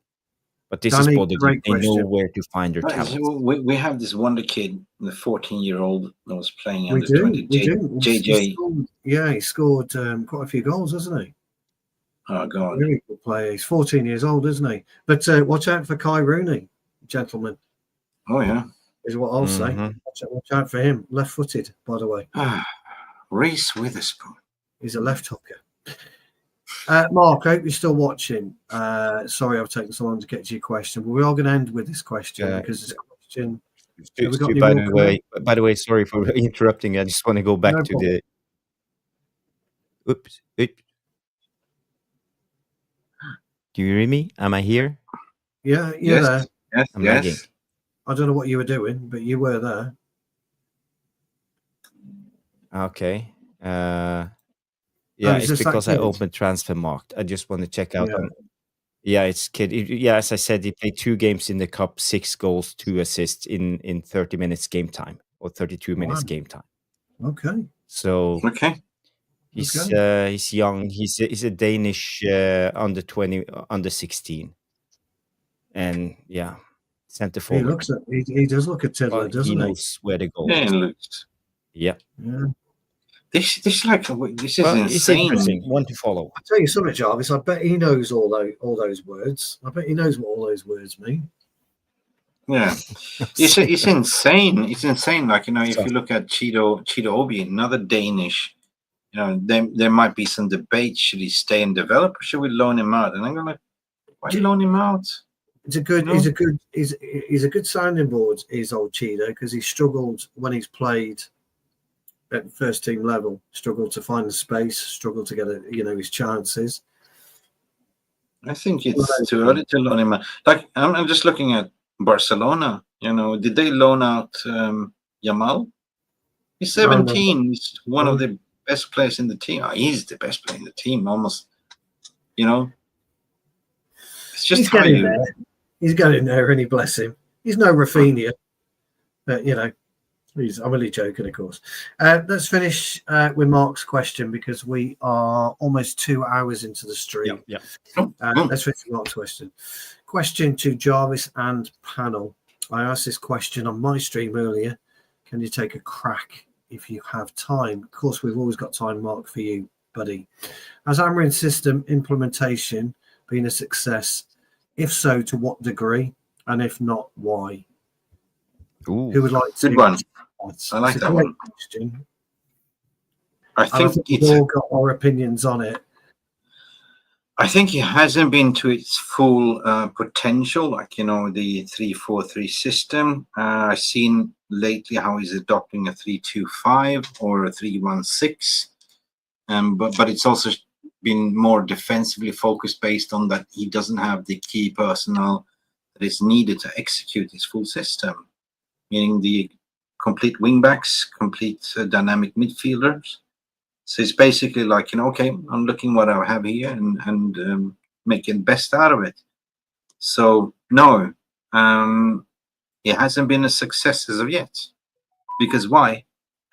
He hasn't really had a full transfer window that he's been attached to his name. And you can't say that January was a successful backing. We got Aiden Heaven in for 1 million and a third choice, Patrick Dogo in, another youngster. So no, hasn't been successful, in my opinion. Not as of yet. Too early.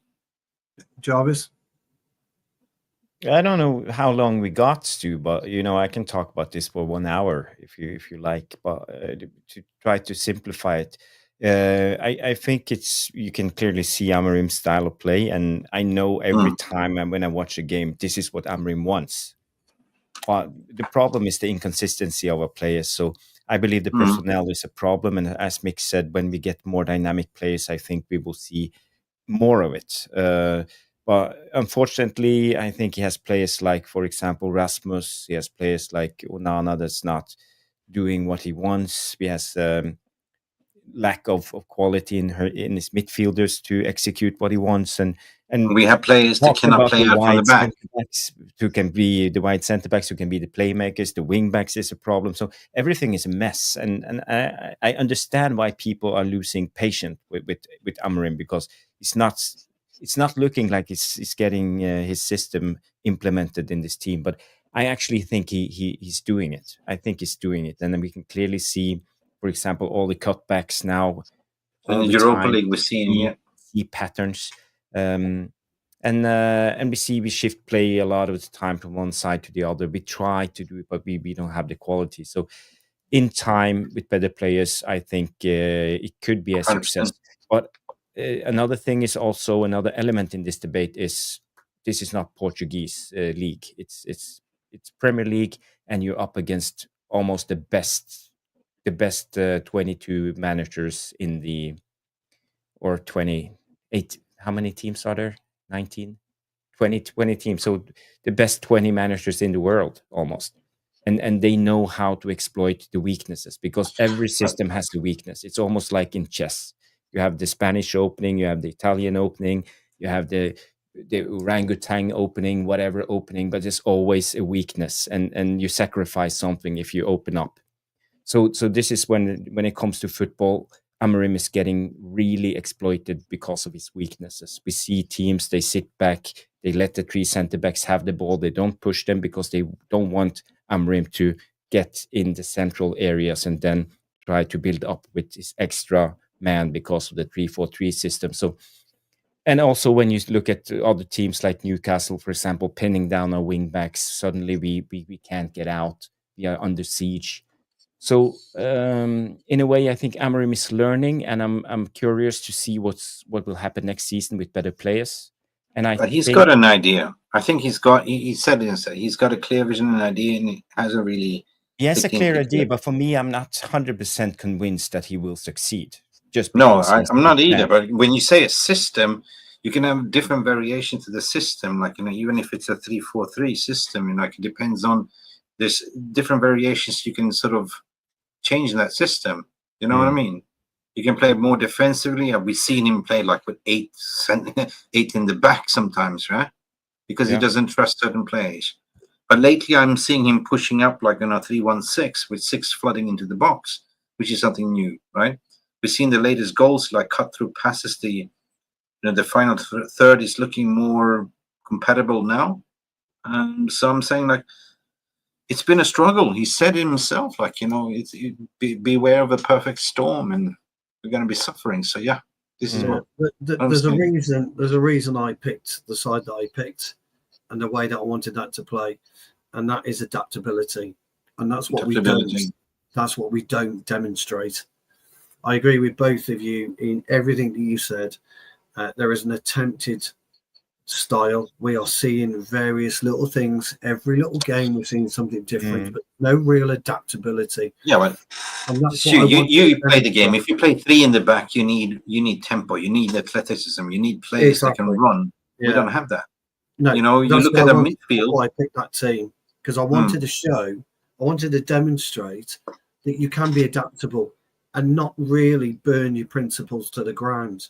Because what you guys are talking about, whether and you're right, Mick. Whether you play a 3-4-3, whether you play 3-2-1, it doesn't really matter. 4-4-2. You never stick to that principle during the game. It just never happens. We've all played the game, and we all know you migrate into different areas of the pitch where you shouldn't be occasionally. But that's because you've been told to follow your man across the pitch. Well, what you're doing and all that kind of stuff. So I just wanted to try and demonstrate adaptability. I didn't know Mark's question was coming, but as it happens, what we were talking about earlier, in our three systems, our three sets of players were slightly different. The way that we view the game is slightly different, and that's why we love football. That's why we're all on here talking about football as many times a week as we can. I would like to see us more compact on occasions and wider on occasions, and we can do that in the 3-4-3, in a 3-5-2. We can do that in a 4-4-2, in a 4-3-3. We can do it. He won't. I just want to see him adapt. That's all I want to see. And I think if he adapts more and takes a risk more, I think we'll win. We'll win more games. Yeah, but I think if you look at the back three, I'm a big fan of Lenny Euro. The way he progressed the ball and bomb forward. You need a Harry Maguire in the this central focal point there that doesn't really have to push high, but at least the left-sided and the right-sided should be ball carriers. And that's what we tried. That's what we're seeing. And I kept forgetting that we still have Lisandro Martinez in the team. You know what I mean? So for me, the fundamentals this summer is basically look at what are we doing with the wingback situation, because that's pivotal. And we need an extra dynamic midfielder in there, that could. Ugachi is okay, he's a destroyer, but we need that ball winner on top, like Fred used to be, to maintain pressure in the final third. Right. So I think that for me, it's pivotal to sort of invest in a wing back, definitely a centre forward, and a dynamic midfielder. Right, and the rest you can look at the academy, Yeah, look, I mean, like I say, everybody views football differently, and I like that. I like that everybody's got an opinion on it, and we see football completely differently. I don't think we do adapt during games. Yolam Amin says we do adapt. I don't think we do. I don't. If we do adapt, we don't adapt enough for my liking. It's not about being strict and rigid. It's about being fluid and flowing. The best teams in the world flow. They just do. We don't drag players out of position. But when Rúben started the first couple of games, we saw something different. We were dragging the opposition in a trap, and then all of a sudden we hit a diagonal ball over to the other side. We stopped doing that. Remember that, Jarvis? We set up traps, we draw in the opposition to suck in, and all of a sudden all we have to do is ping a ball over to the other side or over the top. We don't do that. I see that we still suck playing out from the back. We're still trying to play out from the back, and it's leading to individual mistakes. There's been far too many of those mistakes. If you can't play out in the back, if you don't have the right midfielder that can sort of drive the ball, it starts from Onana. Either you fucking play it long or don't play it sideways at all. If you don't have the centre backs or the midfield that can actually pick up the ball, retain, be cool under pressure if they get pressed, we tend to be pinned back. And that's why I'm saying our wing backs are not really wing backs. They're more full backs. And you can see that clearly they are more deeper than they should be. And Amorim wants to be higher up on the pitch. But I don't always want to see that, because I want to see the goalkeeper take a risk. I want to see him get it and fucking lob it like Schmeichel used to do. Yes, yeah. It's just fucking surprise the opposition. When was the last time we surprised the opposition by doing something different? We don't. Me and Jarvis, on a Thursday evening or a Sunday evening or a Saturday evening, we're talking about the same thing. The ball to Onana, he plays it across to Maguire plays it across to De Ligt, blah blah blah. It's the same fucking thing. Get hold of the ball, Onana, and fucking throw it to the halfway line. Let Garnacho pick it up, mix it up. That's adapting. We don't. But the football is too slow. For Amarin's system is Right. too slow. It should be fast passes. Fast passes like 1, 2, bum, bum, bum. The Bruno's flick to, when Bruno scored that beautiful goal with Dogacha, that was a typical Amorim, Amorim style of goal. 1, 2, 2 sidelines, boom. Who remembers when we beat City 2-1 under Ollie? Henderson throws the ball out to Shaw. Shaw works it up the left hand and ends up scoring. Or that Henderson ball that people claimed, that wasn't in Europa League. Henderson hits a weird one and it swirls. Was it out on the sidelines and it came in? Remember that one? Yeah. I remember that one. Yeah, I think it was against Palace. Oh God, I forgot. Yeah, I've forgotten about that. Did he get injured? A weird one. He got injured that same game, didn't he? Yeah, I think he got an assist in that game. He got an assist, but didn't he get injured that same game? Wasn't that the downfall for him when he got injured? Never got in my again. Recollection of games is not what he used to be, so I can't even tell you. Well, it's your age. It's your age. We got one more question. Sorry, guys. And I think it's coming from Mark. I hope that's answered your question, pal.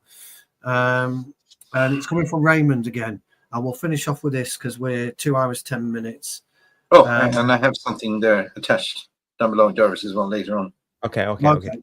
Question: when will we build our squad from back to front? Well, that's an interesting question as well. I don't know if there's actually, Raymond. I don't know if there's an answer to that because squad building, you don't necessarily look at. You don't look at specific areas, collective groups. So you don't necessarily look at what you need in defence, what you need in midfield, what you need in attack.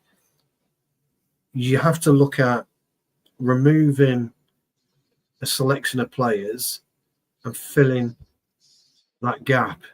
So, I can't. Yeah, it's not one you can really answer. I'm afraid. I don't think so. Anyway, I don't know about you. I don't know. This has been the. Actually, I didn't make any sense there whatsoever. Sorry, Ray. No. He's got a point because I've been thinking about this a lot because we used to have whenever we used to have like a fluid front three or front four scoring a lot of goals, our defense was shit. We used to sort of plug that hole.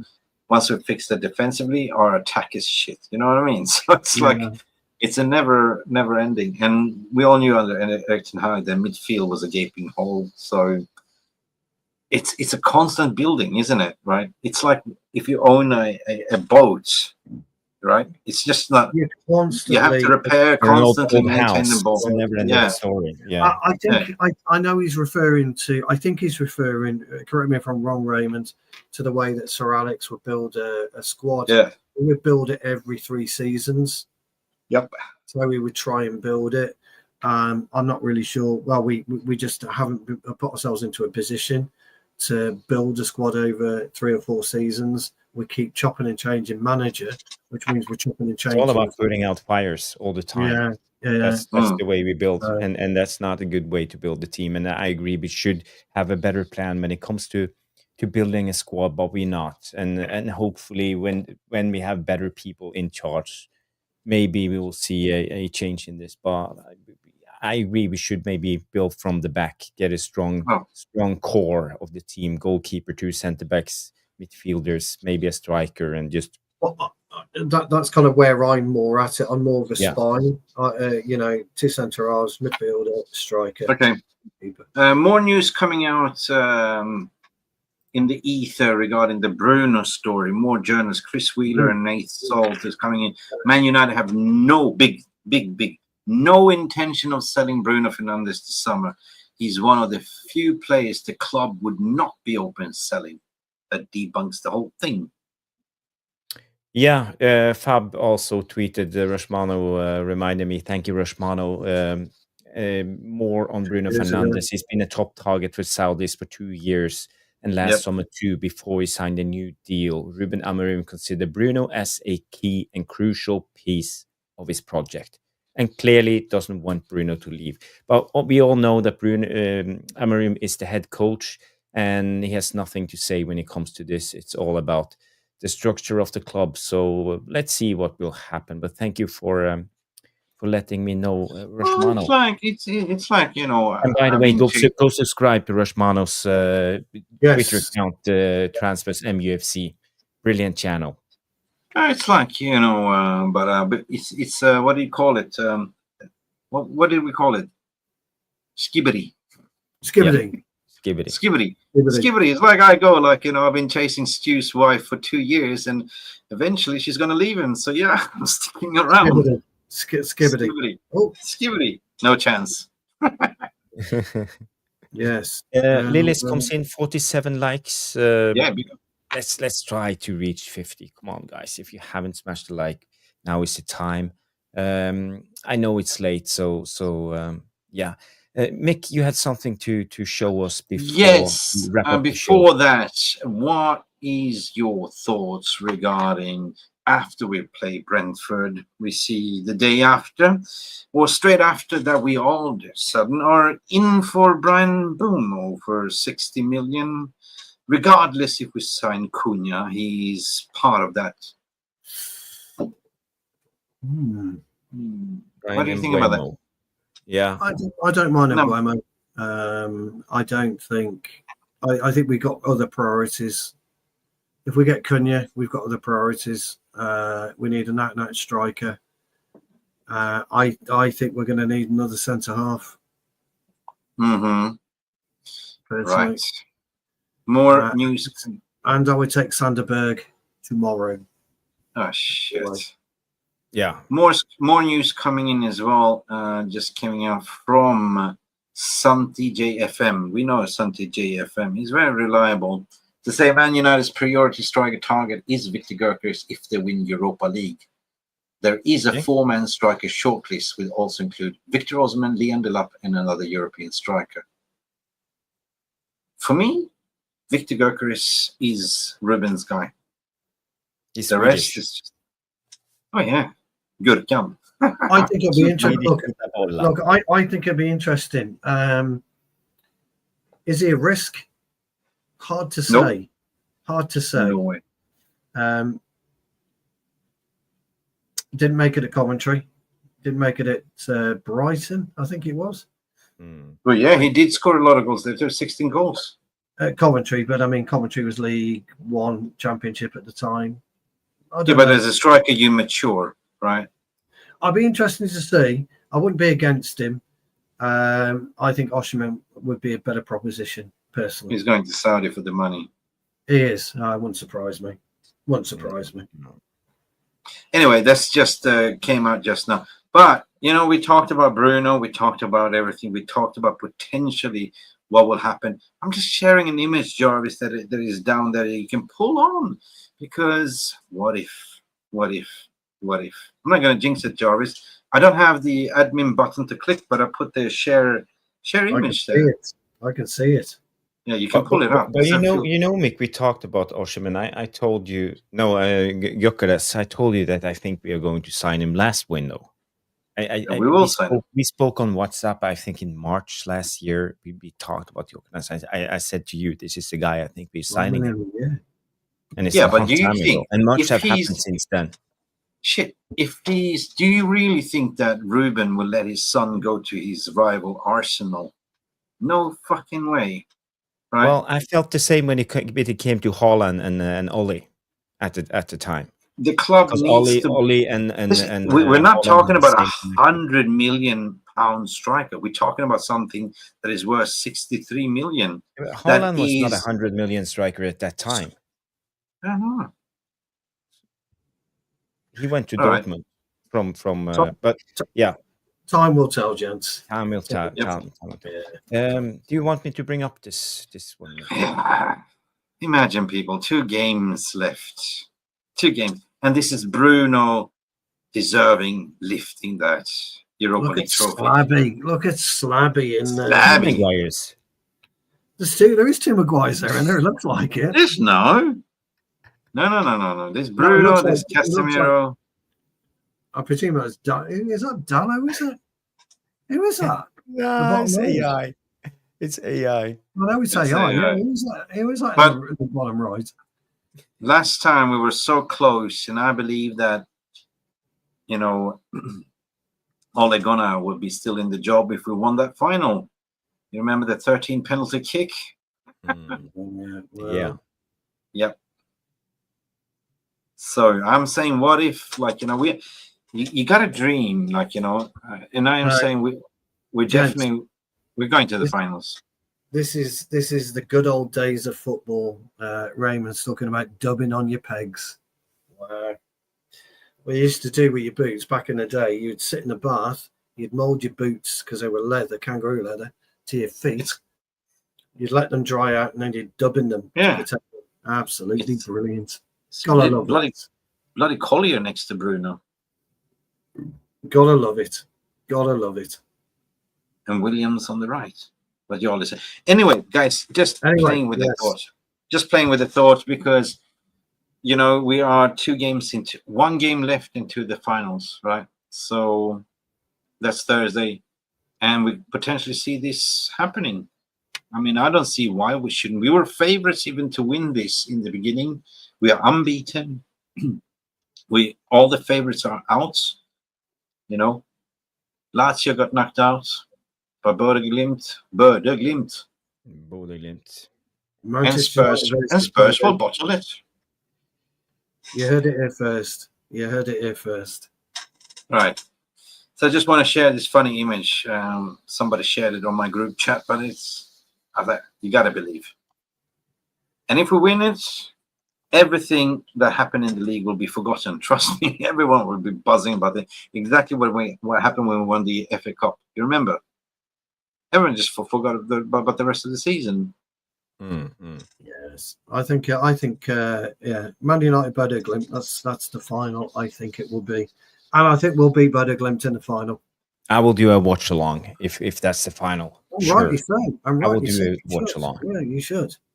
I will sit here with a half and half scarf and cheering every time there's a goal. I think everyone's going to look in. It's like, how do I get a ticket? What's the price? How do I fly down to Bilbao?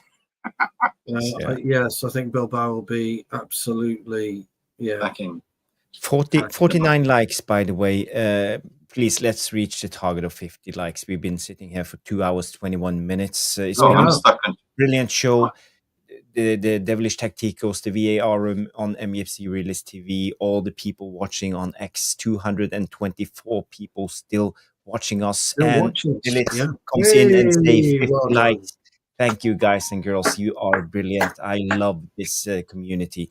Always supporting us. Small channel, little guy from Northern Norway, Swedish guy in Thailand, and that sounds a little bit dodgy. Swedish guy in Thailand.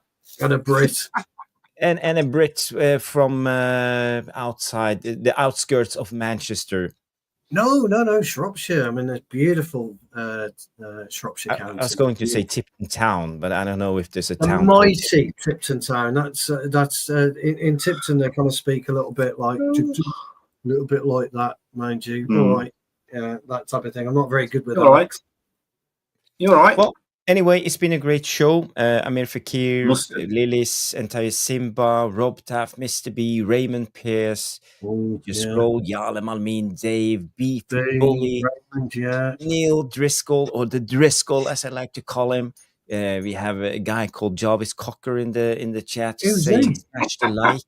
Who's that guy? I don't know who that guy is. Who the fuck is that guy? I don't know. I just know this guy, like, your famous T-shirt, My cock is fantastic. And I said you should change it to my cocker is fantastic. Yeah. Dan P, Compost Murph, Mark N coming in with the brilliant question. Rob Taft, Jordan Wall coming from Sweden, Nash, Danny B, all of you legends. Thank you, everybody. You are the channel. I'm just here as a prop talking to you guys. Same with Stu and Mick. It's been a lovely show. Rob Taff saying, lovely seeing you three together. Thank you, Rob Taff. We will try to make this a regular part as long as Mick have the time. I know it's like 5 a.m., 6 a.m. in the morning for you. So I know it's difficult. I love it. I'm just my own channel. I just do apologize. Sometimes you have time, sometimes irregular time, but I'm super busy at the moment, and I just love coming on and not even doing my own show, just being with you guys. You know what I mean? Let you guys lead. I love that. K So thank Slater you. 23, thank Absolutely. you, and thank you, Mick, for coming on. Thank you, Stu, Yes, for thank coming on. you. It's been a See you good next show, week. and I think it's Thursday. time to call it Are you tonight. doing it? You Close doing the a shop. stream? You doing a stream Wednesday night, Jarvis? No, Or I think we done the preview now. We all eyes is on Thursday, Yeah. so Okay. Yeah. so we will be back with the tactical match reaction right We after will. the game on the whistle. It will be Ooh. exciting. Either we will be cheering for another final, or we will be sitting here sulking for 2 hours. But we will be here. You can trust us, We will. guys. Ooh, Yes. ooh. Some more news. Okay, sorry. Yeah. It's been a great show. Thank you, everybody. And Okay, Tay guys. Simba, Amir Fakir, Rosh Mano. How could I forget? The chief legend. moderator. Thank you. The legend, Rosh Mano. Transfers MUFC on X. Okay, it's been a good show. Thank you, everybody. And we will end the stream. Have a good night, everybody. And Good bye. night. Bye. Bye. Bye.